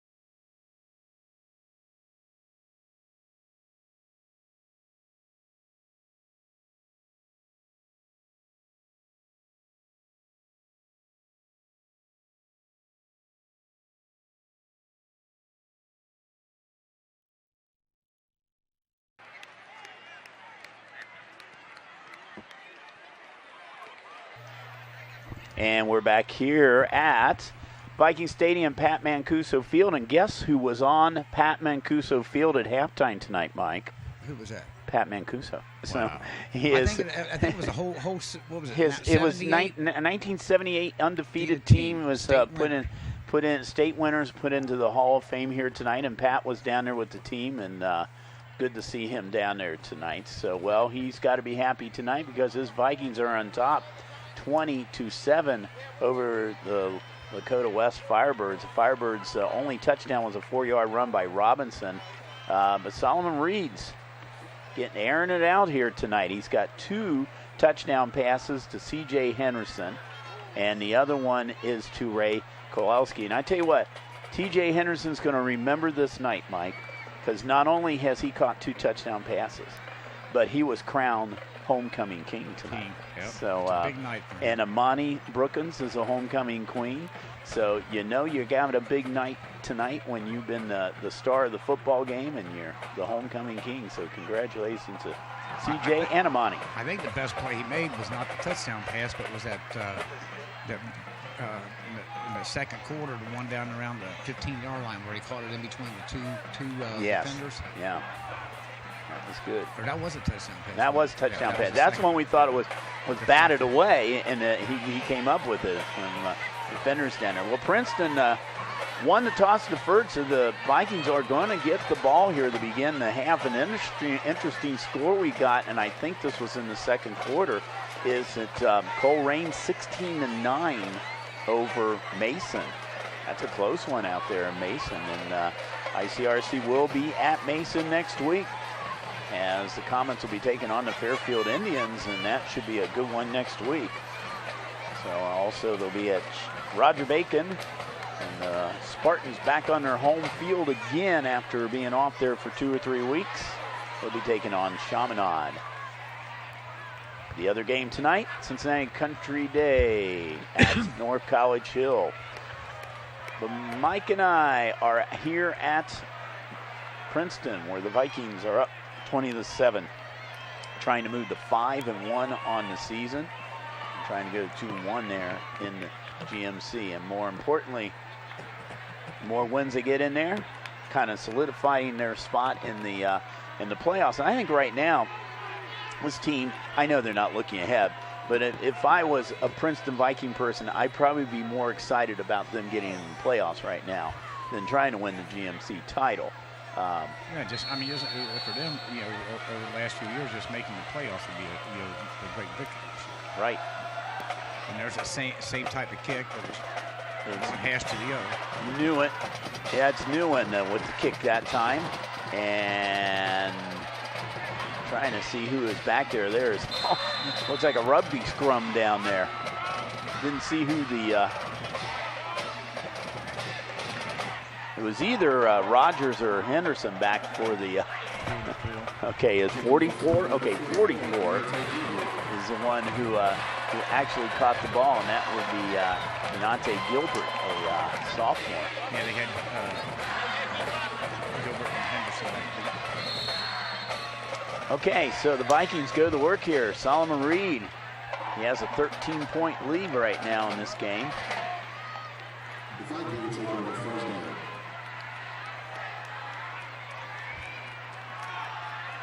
And the give is to Mills. Mills, oh, he is collared around, and he breaks out of a tackle there.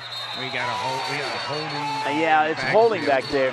Yeah, it's going to be a late hit, a hold, and it almost looked like he got horse collared, too, on that one going around. He broke out of that tackle.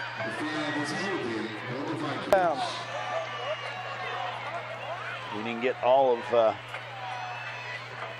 John Brown's exclamation right there, but nevertheless, this is all coming back.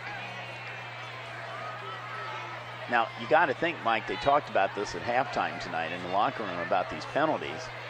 And boom, coming off with a big one right off the bat here. Reminds you of the first drive of the game where they had all those offside penalties. 4 of them in the one series there. Right now, the officials are, okay, they're getting things squared away right now. So the Vikings are back on their 15-yard line. looking at a first and a whole bunch of real estate right now.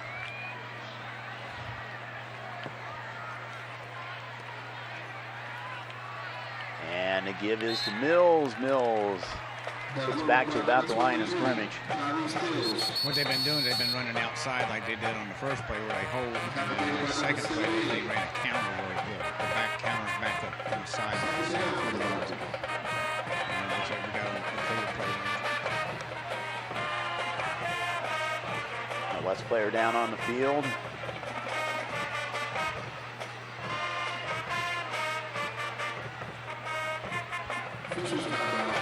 We were talking at halftime with some of the people here in the press box about the domination that Princeton had when this league began in 1967, how they just dominated for so many years. And of course, that was the years of Pat Mancuso as the coach here. And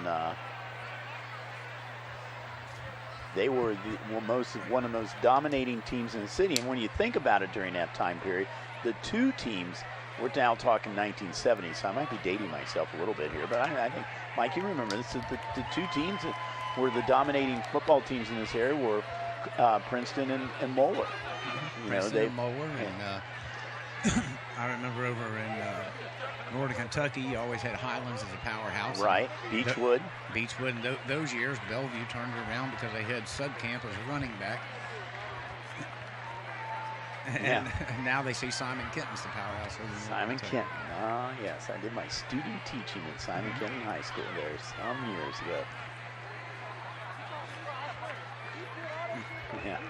So, and you're talking about now, of course, the dominating, teams in the city. I mean, LaSalle's been dominating the last couple of years here on the Division II level, but being a state champion and so on, but is Coleraine, obviously. And Coleraine, and the other thing is, and I like to thank Bob Ashby, the historian for Lakota West, we were looking at it at halftime tonight. Coleraine has won 16 straight GMC titles, so if they win this year, number 17. And that's approaching as Princeton domination at the beginning of the career of the GMC. A little pitch here, and this is to Mills again, a little spin move. And he gets a lot of that yardage back. It's going to make it a pretty easy third down situation now with Mills. Princeton hurry up offense right now, trying to keep Lakota West from getting defensive changes on the field here. Solomon, the pitch is again in the Mills, and does he get it? Yes, Mills gets the first down over the 40 out to the 43-yard line. But what they've done is they found out that, they're not picking anything up in the middle, so now they're attacking the outside. And the first play was a straight handoff, the middle to the outside. The last two plays was options. It's been all Tyrese Mills now as he got them from deep inside their own territory, now out to a respectable 43-yard line. New set of downs. Time it is Mills again. Well, the old expression we said earlier, ain't broke, don't fix it. Mills coming out right now. He's going to get a little bit of rest. He's done a yeoman's work here for this first drive for the Vikings.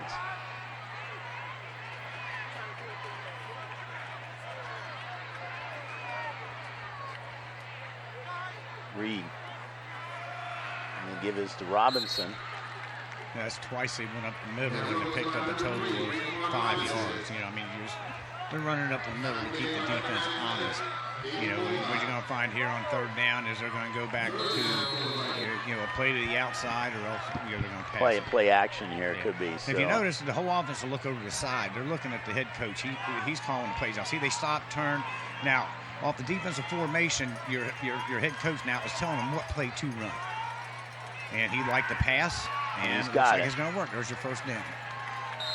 First down pass is to Raphael Floyd. The junior catches the ball, and they move the sticks now again, and Princeton now, new set of downs. First on the sideline, they signal in the formation they want. They line them up in the formation, and now the offensive coordinator, head coach, is going to look at the defense. Now the players look over to the side, and he decides what play he wants to run off that defensive formation. All to 44. Reed's going to keep it himself. Picks up a decent 4 or 5 yards on that first down carry. And he's sending Mills back in running back. Robinson's coming out. Tyrese Mills is a 5'11", 186-pound junior.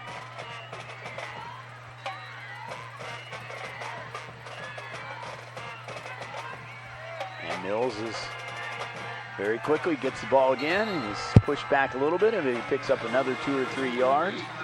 Going to set up about a 3rd and 4.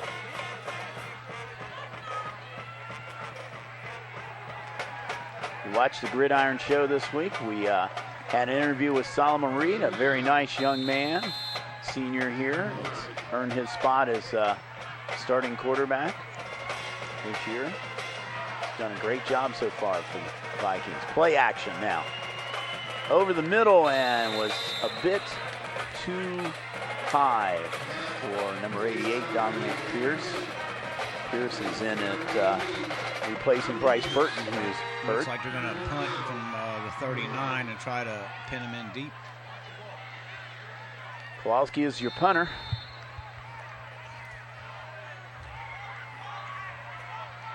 And Gray is back at the 10-yard line.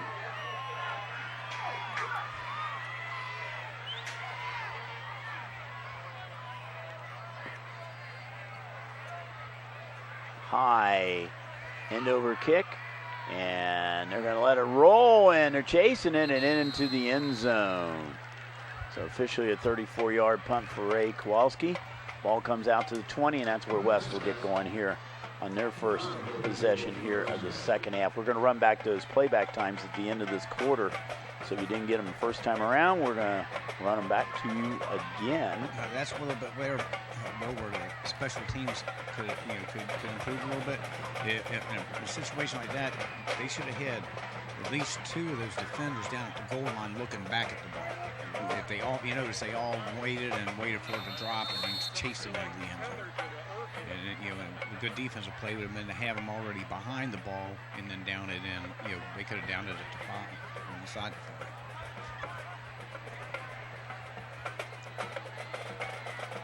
Wes White with the ball. High snap. Out to Horton. And Horton is brought down on the screen pass. That's a quick out pass where we're trying to get outside quick, and hopefully they get a block or a broken tackle and pick up yardage. Didn't that time though, so it's set up 2nd and 10.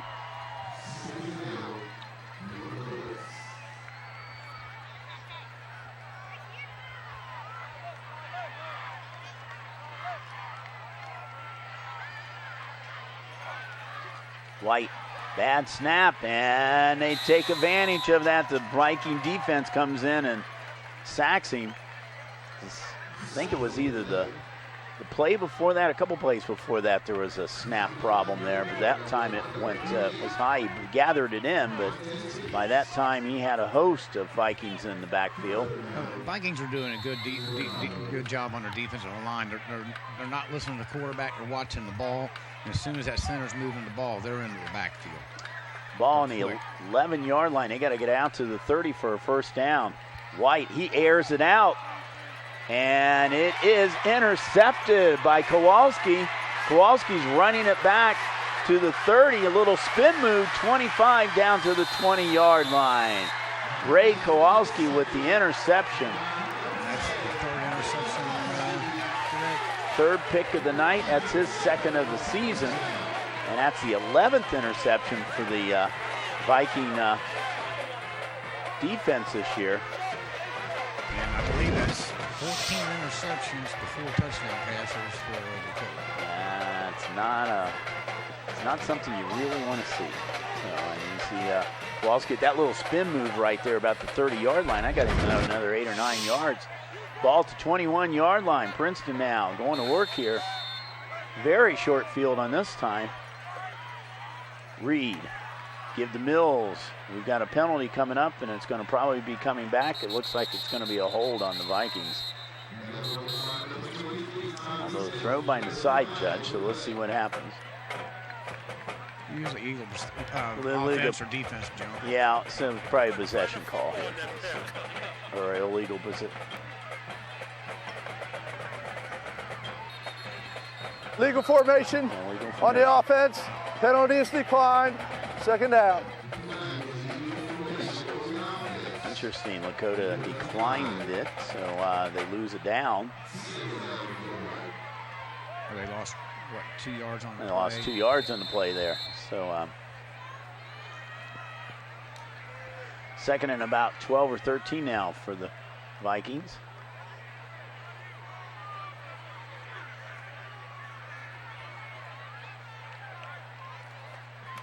Mills goes over the right side for about 2 or 3 yards. Gets down to about the 20. So he's going to set up now a 3rd and 8 now. Well, with their kicker out right now, with Waltz out, you really got to think right now that this is definitely going to be 4-down territory for them. And in those situations, it would have been about 37-yard field goal. Yeah. Some high schools, so you guys very, make it. That's makeable. So we got all kinds of movement here, so let's see what happens. Who moved first? That's the question. On the offense, 5-yard penalty, still 3rd down. Well, they might be winning the game, but they're losing on the penalties tonight, that's for sure.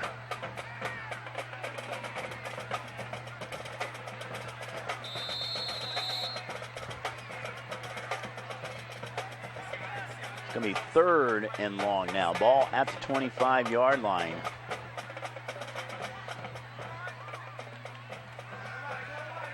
Reed. He airs it out, and is it intercepted? It is. It's picked off by number 21 on the defense for Lakota West. That'd be Marcos All with the interception at the goal line. It just, a quarterback he threw the ball too high. He just held up in the air and allowed the defender to come in and intercept it. It's only the 3rd interception that Reed has thrown this year. Let's see this again. Marcus All is the one that picks it off for the Firebirds. If you notice on the replay, he threw off his front foot, and that's what allowed the ball to go high and hang up, and that allowed the defender to cut it and intercept it.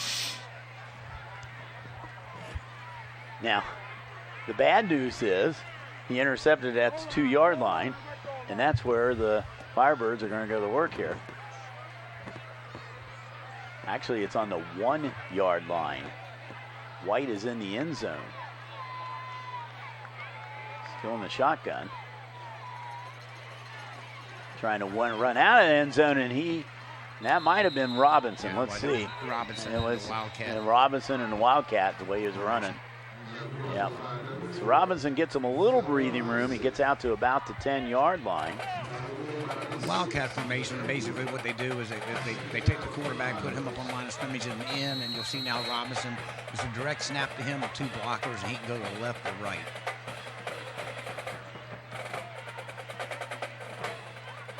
Robinson again, little spin out to about the 13. He's going to be close to a 1st down. I think he is. They're moving the sticks. This is Zellin Robinson.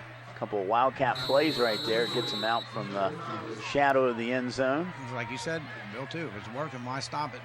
Why not just keep his Wildcat and let him run it if he's picking up 4 and 5 yards a carry? And that looks like what they're doing right now. He's in again.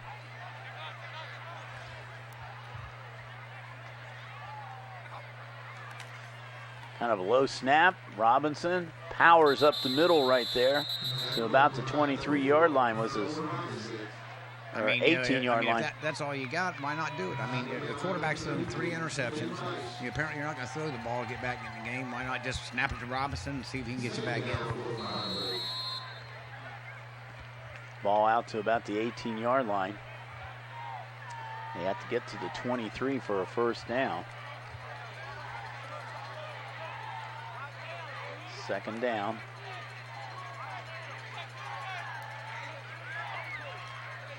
Robinson. Trying to pull him off sides. Robinson around the left side, and he doesn't get much.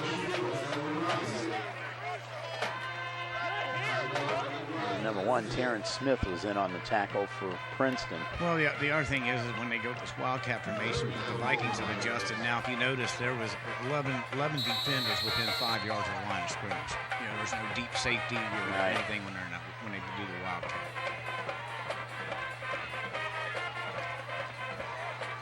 Let's see, we might throw on this. Who knows?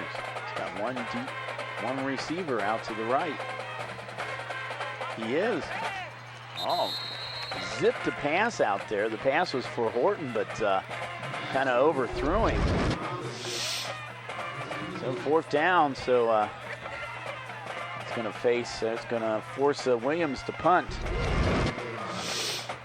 Sam Williams has been busy out there tonight. He came into the game averaging about almost 35 yards punt.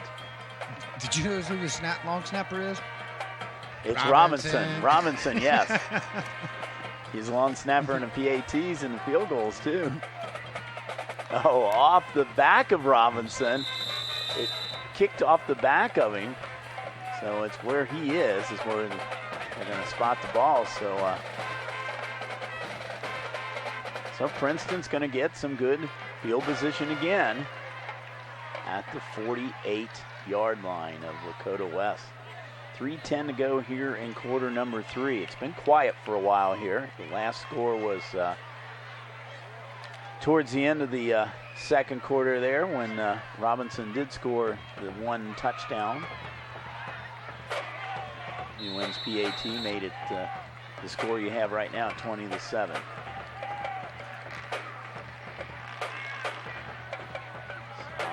Let's see who throws on 1st down. Now he's going to give to Robinson, and Robinson's going to be taken down for about a 1-yard loss. Taken down in that backfield by Lakota West.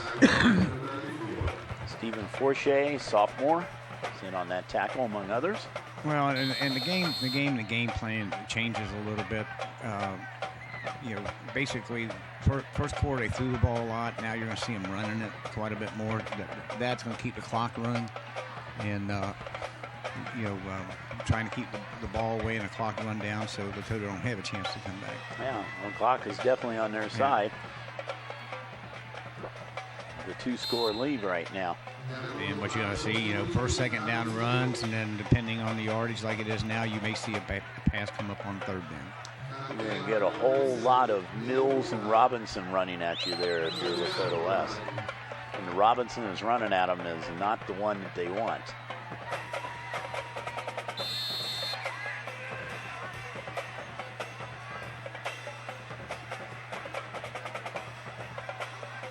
Looking over the sideline, trying to get that.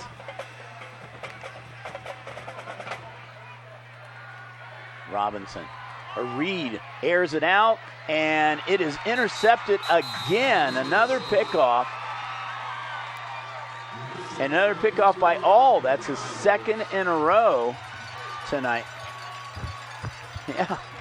Well, is this deja vu or what? Yeah, it looks like the same type of interception, same person intercepting it, don't it? Same receiver. Almost in the same area. And just about in the same area. He's about 10 yards off where he was, about 5 yards off where he was before. Yeah, it's on the 5.5 yard line this time, so it's the 2.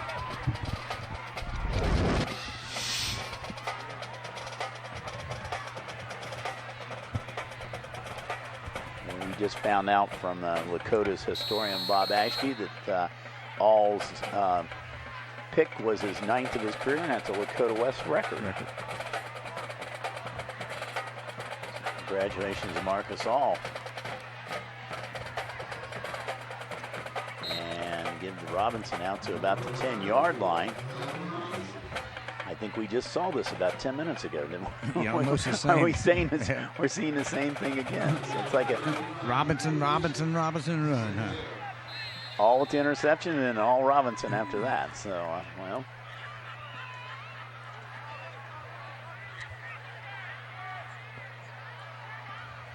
He is in the Wildcat.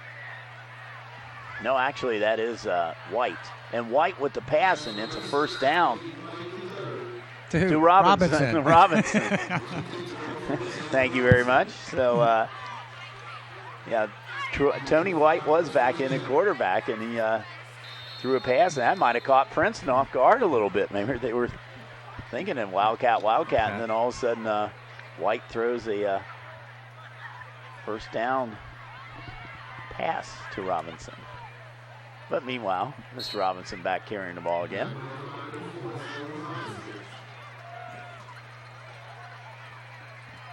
So we can go one Robinson to the other Robinson here. So, me, Bill, I mean, if you're going to have a featured back like that, this,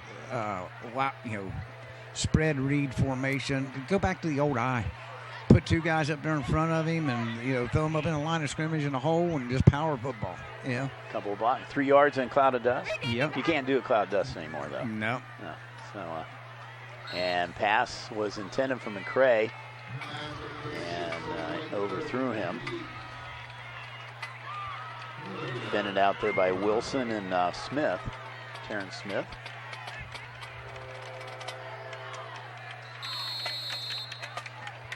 Actually, Anthony Rogers, number 11. I mean, on the night, the quarterback's probably thrown as many interceptions as he has completions. So that's hurting the coach. Robinson. Around the right side, picks up about 2 or 3, out to about the 30-yard line.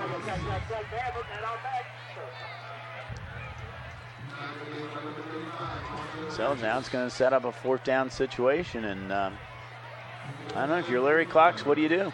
Wait for the quarter to run out and decide if you're going to punt or go for it at this position. And the quarter is running out. No score in that quarter. We go to the quarter number 4 here. The Vikings still a 2-score lead here at 20-7. Here's your playback time is going to be coming at you here in just a second. Stare at your TV. I always tell people, stare at your TV and they'll be coming. No, they are. They're coming through cyberspace, I think, or something like that. Well, you know what? We've got the list up here, so we're going to go over it anyway, okay? So now it's going to pop up. You'll see it there. Saturday the 1st at 3. There you go. Saturday the 1st at 3 p.m., Channel 4. Sunday the 2nd at 8 p.m., Channel 8.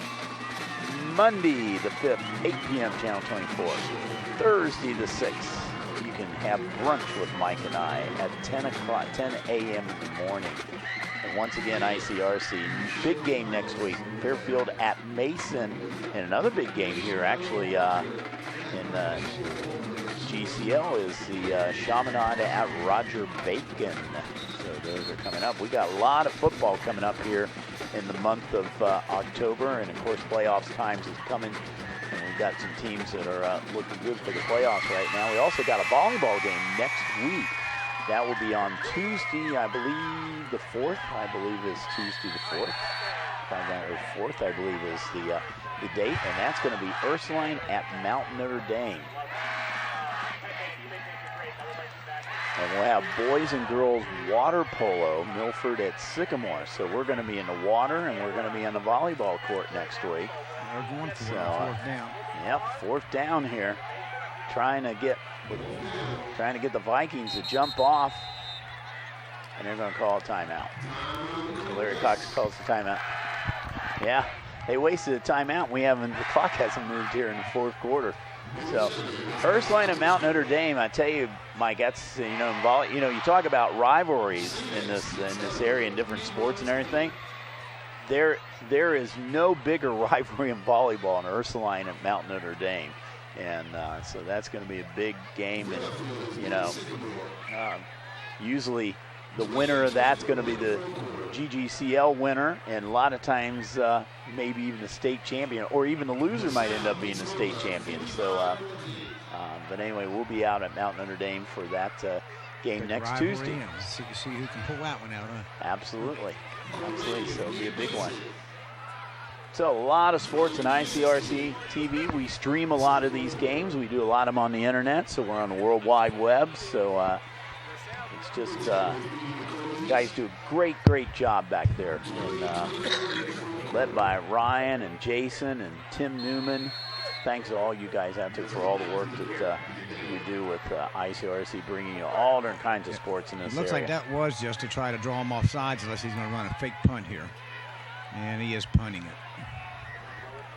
Williams punt, and Gives a good roll. Henderson's going to let it go. And that is a nice roll down there. And we're about to 23. So we're going to talk about... Talk about 2 runs in the pass coming up here if they make it to 3rd down. Yeah. Well, that was a 53-yard punt there, by the way. So by Sam Williams. So. Well, you know, that is a different aspect to look at it. I mean, if they start throwing the ball the way they did in the first half and score, this, you know, that basically game over. You know. Yeah. Well, it's been pretty quiet since the second quarter. No scoring in the third quarter. That's been more clock management. I mean, if you notice how fast, you know, this third quarter went by with all the runs, you know, it's not stopping the clock with incompleted passes or first down. Well, Mills is not going to, he doesn't want to worry about the clock at all because Tyrese Mills just brought the ball out to the 44. Our flag. We got about another 10 yards. First and 20 is history. That's what they do this whole half, ain't it? It's here we go, back again. A lot of laundry on the field here tonight. A lot of laundry on Pat Mancuso Field. Let's hear their call. On the offense, 10-yard penalty, repeat first down. Well, I tell you, I don't know how many times tonight, I've lost count how many times tonight they have done this, especially on first down play. Well, they get themselves in a big hole. The 3 drives they've had in the second half have started out first and 20 with penalties. So the ball all the way back to about the 12-yard line, 13-yard line. They got to get it all the way out to the 33-yard line, 30 for a first down. One way to do it is give it to Mr. Robinson here. The other Mr. Robinson, Raekwon Robinson, the senior running back, 5'6", 145 pounds. Not very big, but boy, he does have some big guys. He's quick and he's got some big guys to run behind. That's what I said. I mean, if you don't see it on TV, seeing it from here, Lakota West is just huge compared to the Vikings, Princeton Vikings. What this is big in power against small and quick, and right now small and quick's winning. Yep. This time Reed's going to keep it himself, and he's going to get some decent yardage out to about the 28-yard line. Picked up probably about 8 or 9 on that play. So. Yeah, and the difference of it here being in the fourth quarter with the lead is he's just running up and running and staying away from the sidelines and going down if he had to. Whereas if he were behind, he'd be going out of bounds, stopping the clock, trying to save clock.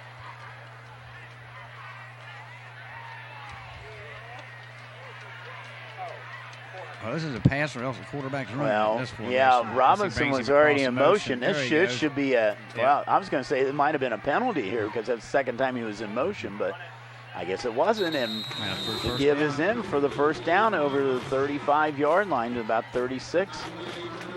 He picks up about 9 yards. First down for the Vikings. Ball spotted at 35. That's where his knee went down. Clock under 10 minutes now in the game. The big tight end Pierce now lined up on the line. See if he goes for a run. He does. And that's that run and play up the middle. They're not getting many yards up the middle, but they're just running up the middle to keep the defense honest. So so you know that every play ain't going around the end, and then the defense is going to the side, stopping. You just got to keep it up the middle to keep the defense honest.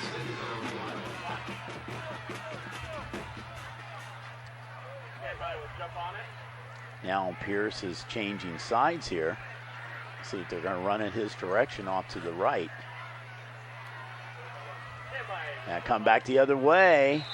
I think Reed was trying to really fool the defense of thinking they were going to go right. He came back to left. The West defense smelled that one out.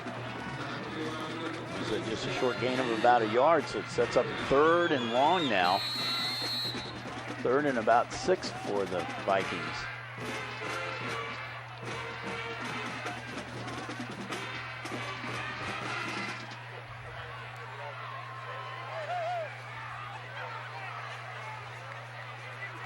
And getting our signals from the coaches on the sideline. And we got motion again. So they're going to lose 5 more yards. Full start on the offense. 5-yard penalty. Repeat 3rd down. So it's not going to be now, instead of 3rd and 6, it's going to be a 3rd and 11. It's like you said, Bill, they got to work on these penalties. I mean, in this game, they may be able to get away with it, but if they get into some tighter games, these penalties are going to lose a game for them. Yeah.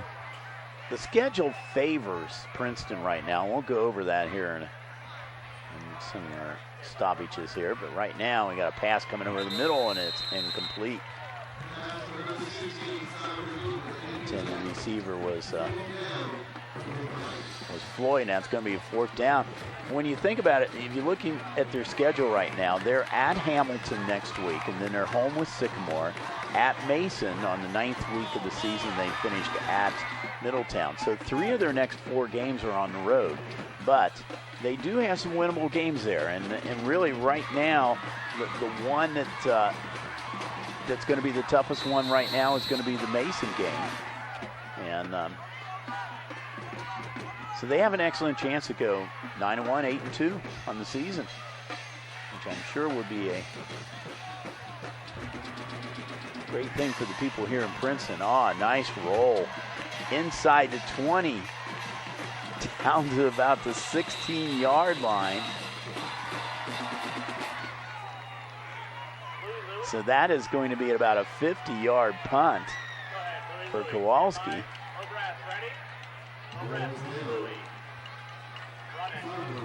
So he pins the Firebirds deep in their territory. So how do you think Robinson's going to get the ball this time, Bill? Who knows? Shotgun? Yeah. Well, let's see. Right now, well, right now it looks like it's going to be a handoff because White is in at quarterback. And Rob. He faked it. No, he's going to come out of the backfield with a pass. Yep, they passed it, Bill. And he makes some decent yardage. Got a 1st down out to about the 28-yard line. Picks up about 12 yards on that play. So there's your answer right there. Comes out of the backfield. Said coming in, he was leading receiver. He had 21 catches coming in. Had 324 yards rushing coming in.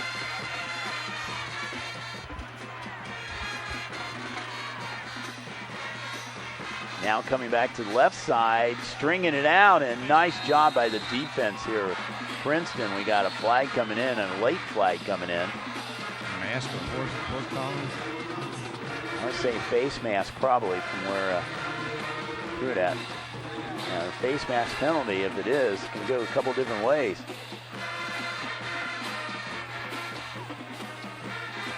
Personal foul, face mask on the defense. 15-yard first down. Now I was going to say that face mask can either be a 5 or 15 yard, and it all depends on it's a call by the referee, I think, on how severe they think it was. And now you can see the face mask right there. And he's got his hands on the face mask right there. And so sometimes it's just kind of intentional. Sometimes you think it's more on a purpose. And that one, well, they gave him the big yardage on that one. So West out to about the 43-yard line. Robinson gets some good blocking up front there and picks up about 5 or 6 yards.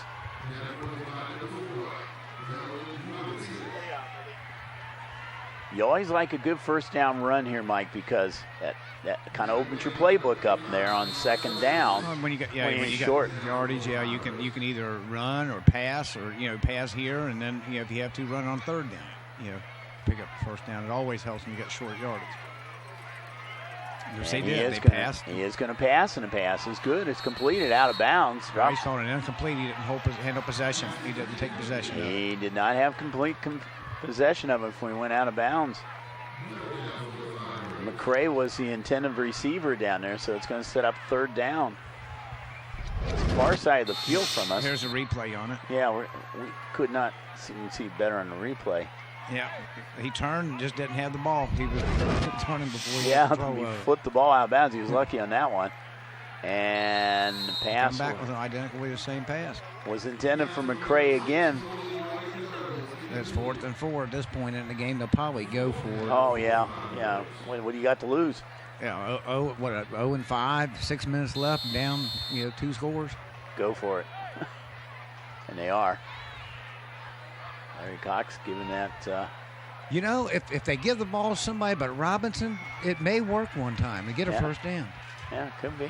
Well, you got Gillis. You got. He's going to take timeout here because play clock's down to 4 seconds. They're not even close to the line of scrimmage, and here comes the timeout.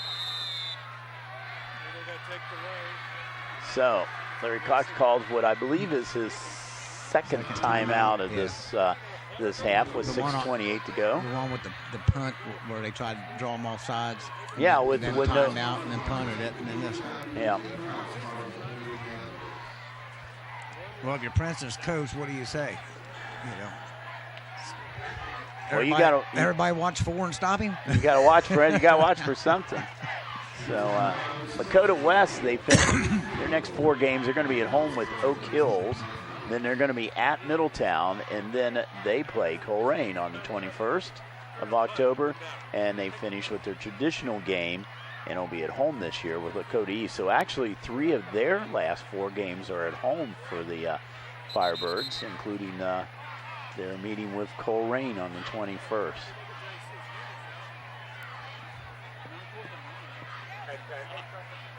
So I think, really right now I'm thinking ahead. I know these players aren't going to do this, but, when you're an announcer, you can think ahead here. But I think this Princeton team looks good to finish about 8-2 in the season, maybe 9-1. They get a good game against Mason. They're coached well, and they got good speed. And that's what's helping them this year, making a difference. They don't have the upper size, but they got the speed, and they're using it. Robinson, they get him. I think he is going to be short, I think.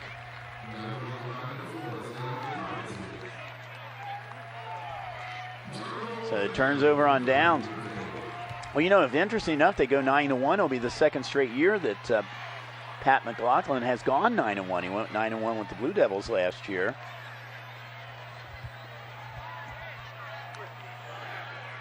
He was about 2 yards shy. Replay here.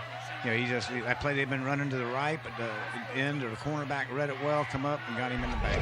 They just put I call it a bandit. They put a bandit over there and blitzed him into the backfield and goes deep as the deepest back, and he stopped him short. It was a good play. Well, I think we're going to see a lot of Mills and Robinson, and we're seeing Mills right there. And Mills trying to stay in bounds to keep that clock running, and I think he did. So Raekwon Robinson. And of course, you got Lakota players trying to push him out of bounds and stop the clock. Right. Raekwon Robinson is our other Robinson over here. And so a little bit of Raekwon, a little bit of Tyrese Mills. And you got the 25-second clock in between plays. You'll see the coach. He's now watching the clock. He's not. The players are watching him, and they want just enough time to get the play in and snap it off before it expires. Let's see if it gets down. It's down to 6 seconds now. Good play management on that one. This time it is Mills, and this time he's going to be taken down in the backfield. Loss of about 4 yards on that play, but the clock continues to run now as we're approaching the 5-minute mark.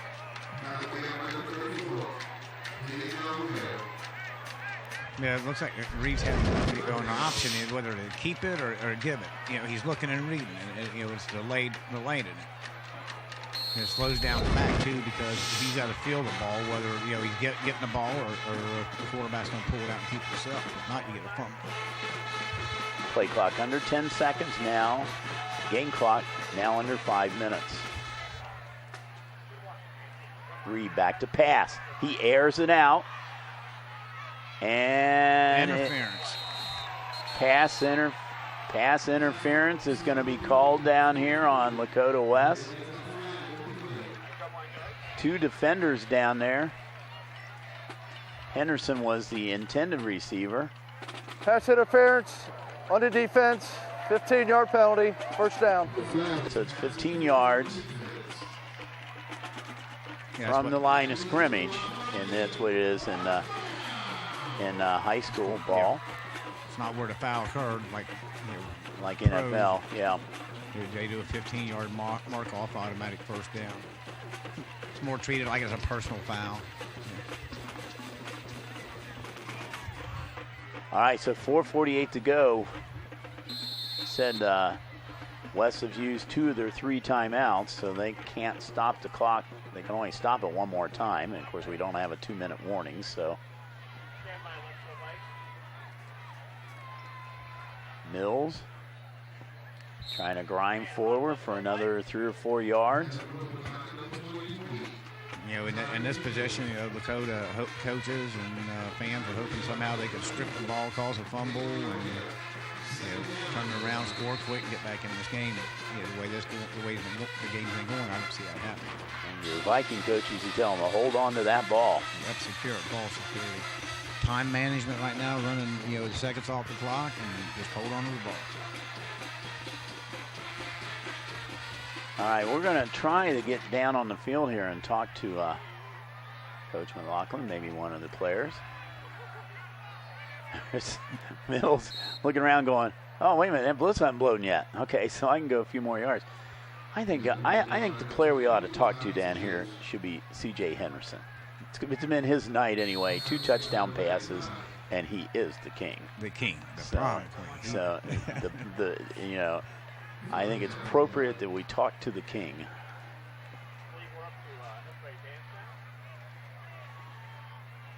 I'll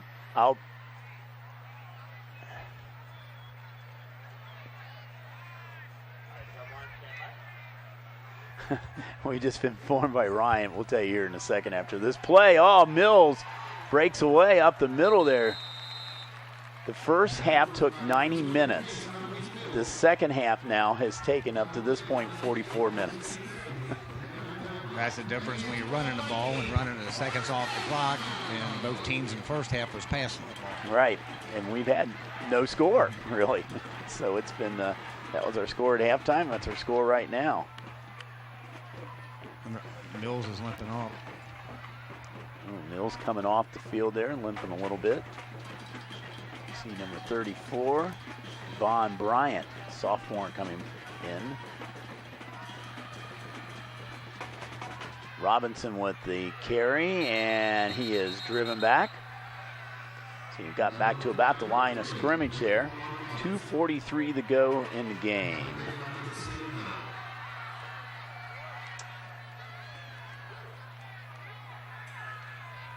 So the Vikings look to be moving on now to 5-1 on the season. Firebirds dropping to 0-6. And if you're wondering, in Lakota West history, they've never had an 0-for season, but they did have one season which they did lose. They did only win 1 game.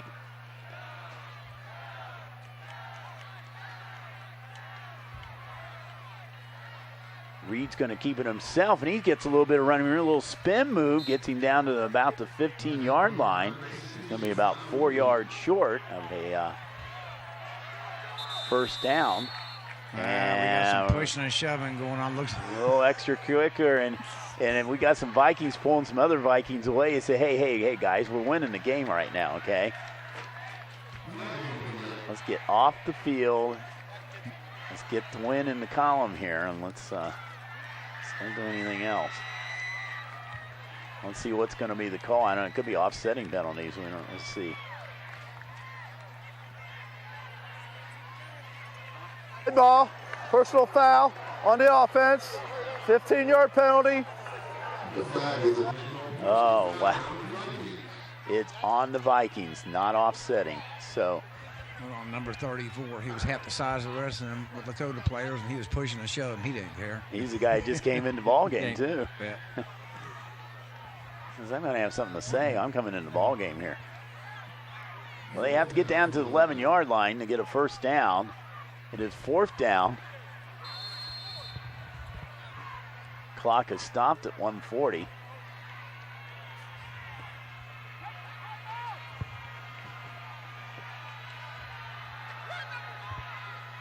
Clock's down to 5. They're going to have to call a timeout.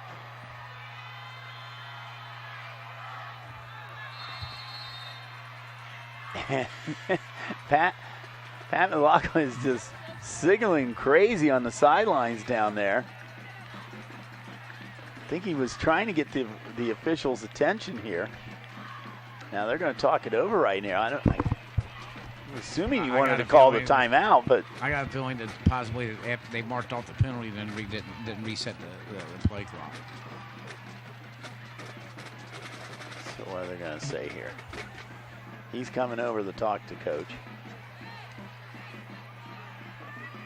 I mean, because of the penalty, there was no actual time ran off the clock. That's true. The only thing that was running was, the 25-second clock.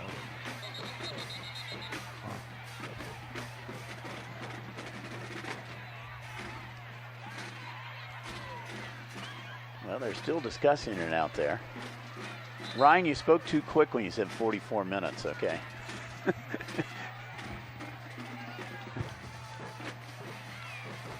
They're going to try to reset the clock here. The clock's at 1:28. It should be at 1:40, 45 in there. Yeah.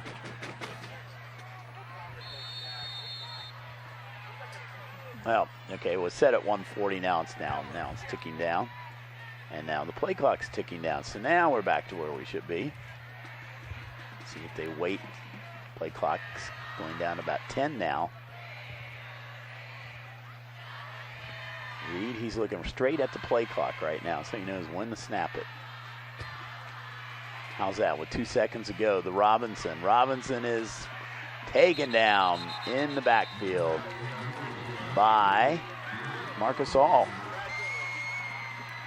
Marcus All's having quite a game here tonight, so West takes over on downs, but 1:10 to go. They're down 2 scores. It's not looking good for the Firebirds here tonight. All of our scoring came in the first half. 3 Solomon Reed passes, 2 to C.J. Henderson, the other one to Ray Kowalski. West scored on a 4-yard Zellon Robinson run, his 9th of the year.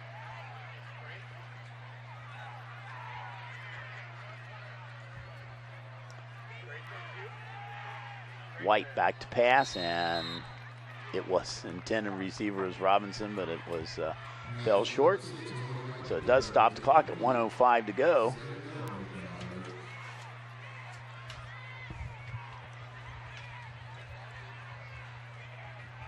All right, so we're going to be, Mike and I are going to scoot on down to the field here as soon as this game's over with. We'll try to catch up with the coach. We'll try to catch up with Mr. Henderson. Meanwhile, Zellon Robinson with the screen pass into Viking territory down to about the 48-yard line.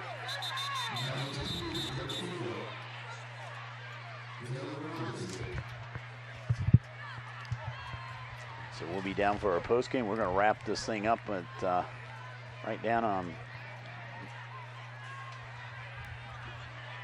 55.8 seconds ago. The clock is stopped right now.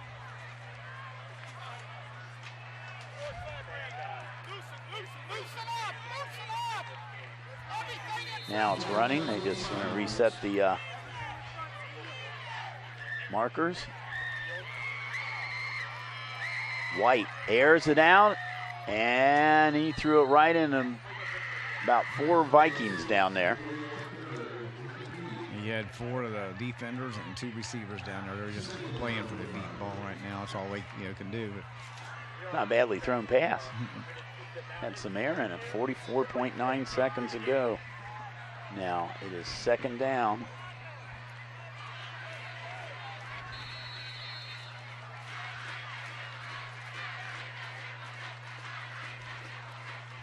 We're so confident this is going to end soon. We're taking all of our papers down here in the press box.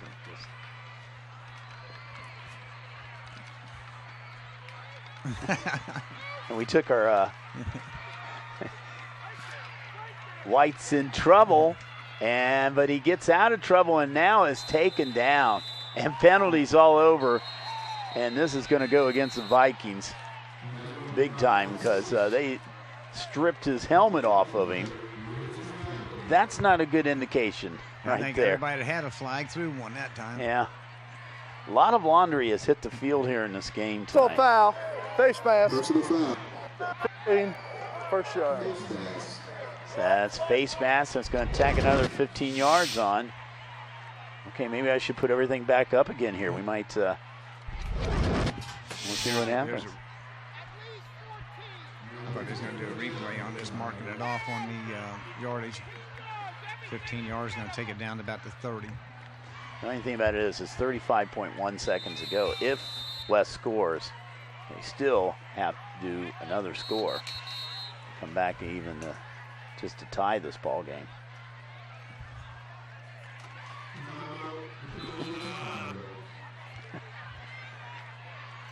.4 seconds ago. We got a home field clock operator. I don't know. We have that happen a lot, you know.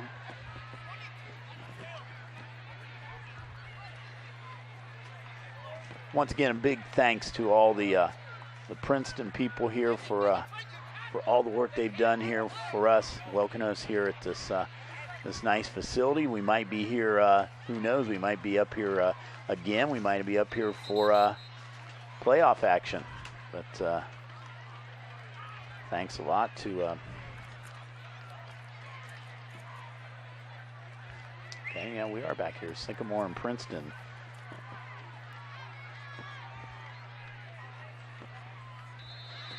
And I understand we're thinking about doing Princeton Mason games, so we might have Princeton on 2 more times, including one here. White to Robinson. Robinson out of bounds 22.5 seconds ago.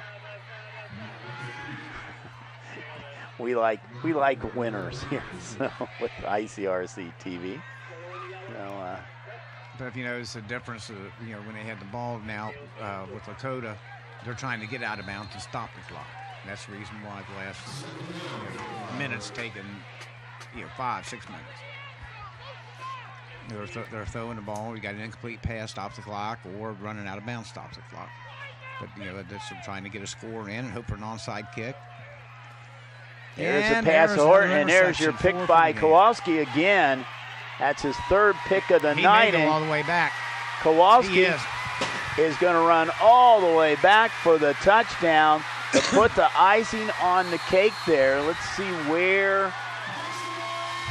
We usually throw where the interception was. That was at least 80, 90 yards. 95. It was a 95-yard return. 95-yard return for Ray Kowalski. That was a 95-yard return. The interception happened about the 5-yard line. Well, we haven't had it. Let's see now. Again, we'll see exactly where he was standing. Oh, let's give him another yard. He's got another yard on that. Let's give him 96.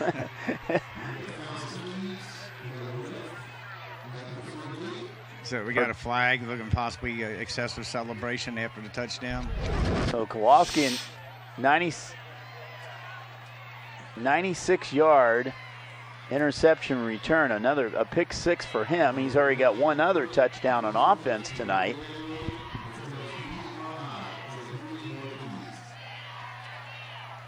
So it's been quiet as far as scoring goes since the second quarter. Well, boy, it got exciting here with 3.5 seconds to go on the clock. Officials are talking it over.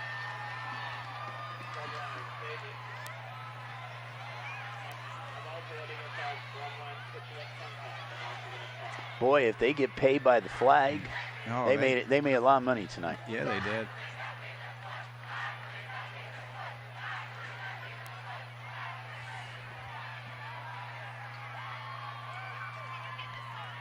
Well, we might have Mr. Kowalski come out too. Yeah, he's got what do you have, 1 or 2 touchdown passes? He had one. He caught 1 touchdown pass and then ran 1 back. So we might have a second person in on our.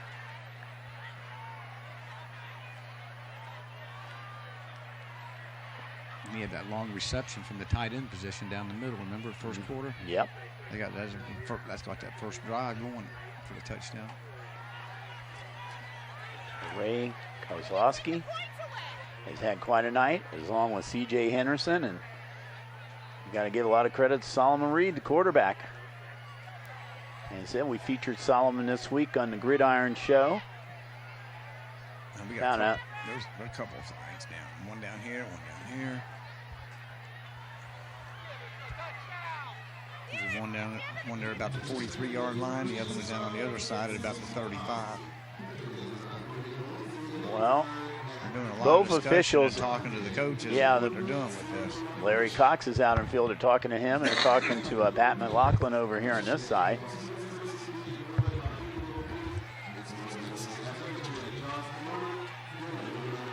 Personal foul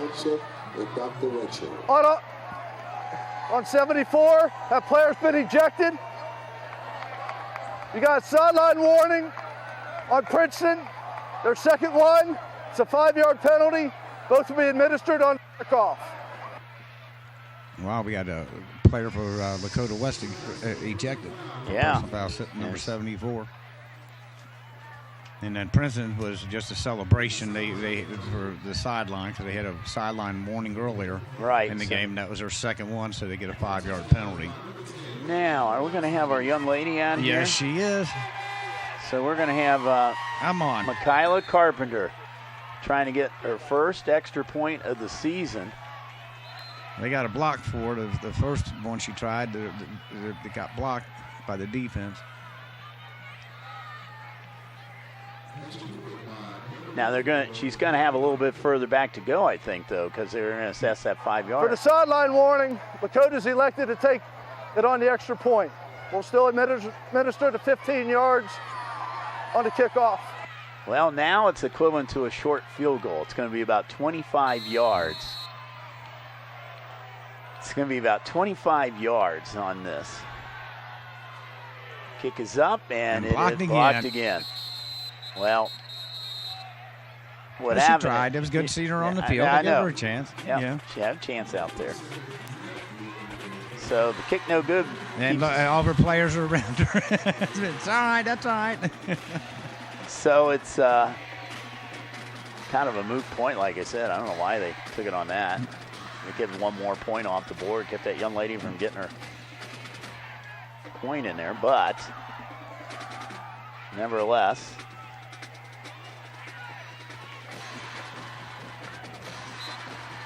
we have 3.5 seconds left on the clock. It's just about enough for a kickoff. Another little squib kick here by Princeton. And that should be it. Now, okay, so Ryan's at 44 minutes. Now what are we up to now? I know you've been 63 now. So 19 minutes, the last 2 minutes are...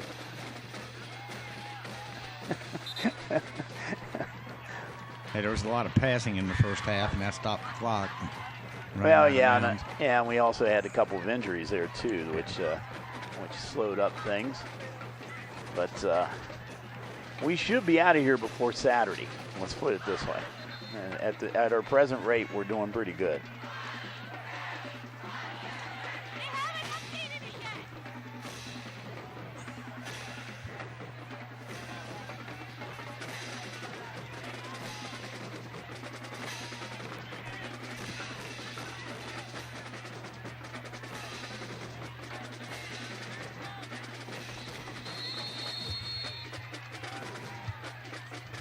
All right, here comes the kick, and will be a squib. Well, that's his best kick of the night. He kicked it to McCray. Time has run out, and our final is 26-7 in favor of the Vikings. They moved to 5-1 on the season. So don't go away. Mike and I will be back here for the post game down on the field here. We talk to Coach. We maybe talk to a couple of the players. So we will be back here in just a moment. Don't go away.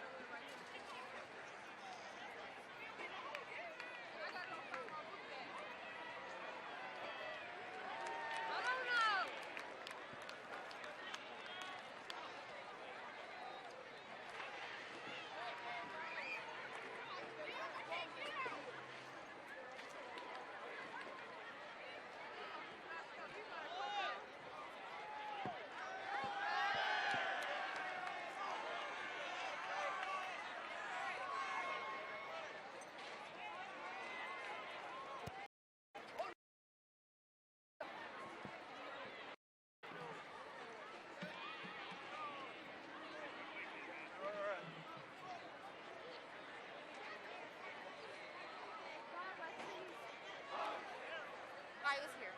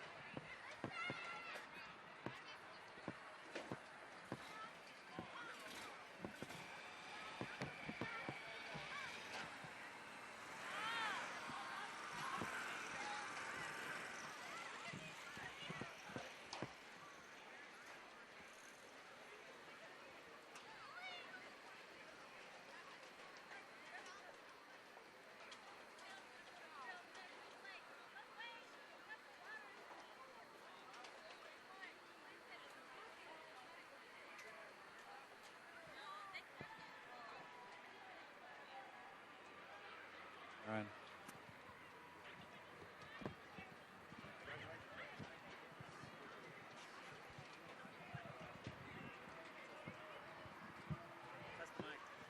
Check 1, 2, 3, 1, 2. We're okay? All right. Hopefully they get CJ out here. Let's just wait a second here. I see 74 coming. He's coming. Yeah, I see him. Okay, that's fine.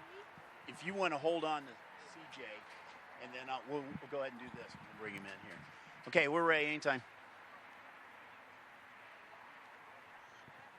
20 seconds. Okay, 20 seconds.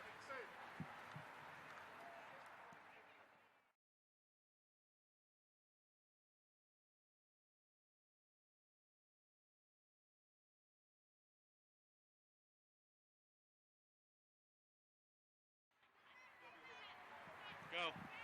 Back here down on Pat Mancuso Field, which Pat Mancuso was here a little while ago on this field. And with Pat McLaughlin, the coach of Princeton, Vikings win 26-7 tonight. Coach, we talked about penalties a lot, so we'll hold off on that. But let's talk about the positives of the game here tonight. Well, the positives is we won. You know, we're never apologize for a win. We'll come back on Monday, make our corrections. You know, go look at the film and see if all those were flags. You know, I'm not going to get into the referees, but our kids played hard. They battled to the end. You know, it's a good team, even though they don't have any wins. You know, again, we'll take our 5th win of the year. Okay, so 5-1 on the season right now. Got 4 more to go here in the league. I know it's one at a time, but you got to really be happy where this Vikings team is at this point. Yeah, I mean, we cleaned up a few things. We had another injury tonight, Levon. The kids are just rallying around each other. The next man stepping up. But, we're 5-1 right now. Obviously there's only one thing better we could be, and that's 6-0. We'll definitely take 5-1 going into Hamilton next week. Yeah, and I was going to say, what is his injury? What is his status around the injury? Yeah, he dislocated his ankle and broke his ankle, so they popped it back in place in the field, and now he's got a broken ankle, so he's probably going to be done for the rest of the year. He's a great kid, so I hate to see that happen, but Montez Higgins came in and stepped up and actually made a sack down here at the end. So, our kicker got hurt during a soccer game on Wednesday. The next guy's just stepping up. All right. Great win here tonight. Keep it up this season. I know ICRC is going to be with you at least a couple more times this season, and hopefully in the postseason. All right, good. Thank you. All right, Pat. We'll talk to a couple of players now. Let's bring Ray in right now. Ray Kowalski. He's going to come in right here. Ray, great game tonight on defense and offense. You got the pass from Reed there in the first quarter, and then but tell us about the pick 6. Is that your first one? Yes, it was my first pick 6, but my 3rd pick on the season.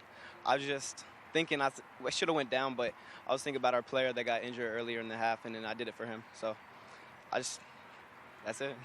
You know what? You kind of do it all here. You're a good punter. You're the punter on the team. You play special teams, offense, defense. What's your favorite? Winning. I like to win. That's what I do. I want to win. I don't care what position. Put me in, I'll play and win. Yeah, you're one of these guys, you just don't like to lead the field. You just like to be out there the whole time then, right? Yes, sir. All right. Well, congratulations. A big win tonight for the Vikings. And good time on the pick 6, 96 yards. That's what we got you officially on. Pretty nice right there. All right. Let's bring CJ in here right now. Well, I should bow down to him. I mean, this guy's got a night to remember here. He had 2 passes for touchdowns in the first half, and then at halftime. Tell us about halftime. That was the exciting one. I was surprised to actually win homecoming king. It just happened. I'm speechless. Really. Well, it was congratulations. A big night for you. Talk about Solomon Reed. I mean, I know last year quarterback by committee. This year Reed's come in. He's had 15 touchdown passes this year. You've caught 4 of them right now. Tell us a little bit about that. Well, over the summer, we really just got chemistry with each other. After practice, we would come, pass with each other, get chemistry, get the bond that we needed to connect in the game. And in the game, he has confidence to throw the ball. So this is all it's a relationship that we have, and just confidence. You've been around this program, for 4 years now, and we know that Princeton has struggled the last 3 years. But now the turnaround this year in your senior year, what's the attitude on the team? Well, we're just here to play. We don't have no drama. We're just here to play. And Coach Pat, he's leading us in the right direction. All right. Well, enjoy your night, and we'll have to bow down to you, King Henderson, here tonight. Good luck to the rest of the season. Thank you, sir. All right. Let's bring Mike back in here right now. We'll have a couple of final comments here on this team. I know the coach says he's going to talk about those penalties on Monday. I guess you enjoyed over the weekend, and you talk about that dirty stuff on Monday. Yeah, you just take a short time to remember it and go on to the next one, but you want to fix the things that didn't go right in the victory, And the penalties down the road can really come back to hurt them. Well, this is the first time you and I have seen this Vikings team this year, but they really impressed me out here. This team is a team that I think could go far this year. I just over there talking to the players, and it's the same thing. I mean, they said it, those guys look huge to us, but it don't matter to us. We got heart and we got quickness. That's the thing. They're quick. They're quick on offense, and they're quick on defense. All right, and they showed it tonight. Right, and the team themselves, they're talking about how much different it is with the new coach and how much heart they got. It don't matter. They go out, they're expecting to win. They're already counting. All right, man, 5-1, 5-1. We're going 9-1 this year. So it makes a difference for them. That does. It's the attitude of winning. That's what really comes into it. It's good working with you tonight, Mike. You do that. Maybe later on in the season here. The Vikings win 26-7. ICRC will be out at Mason next week and out at Roger Bacon next week. And Bob Murphy and I will be out at Mount Notre Dame for some volleyball on Tuesday and some water polo on Tuesday. A lot of sports here at ICRC. For Ryan and the entire crew, this is Bill Bretz saying goodbye from Princeton High School.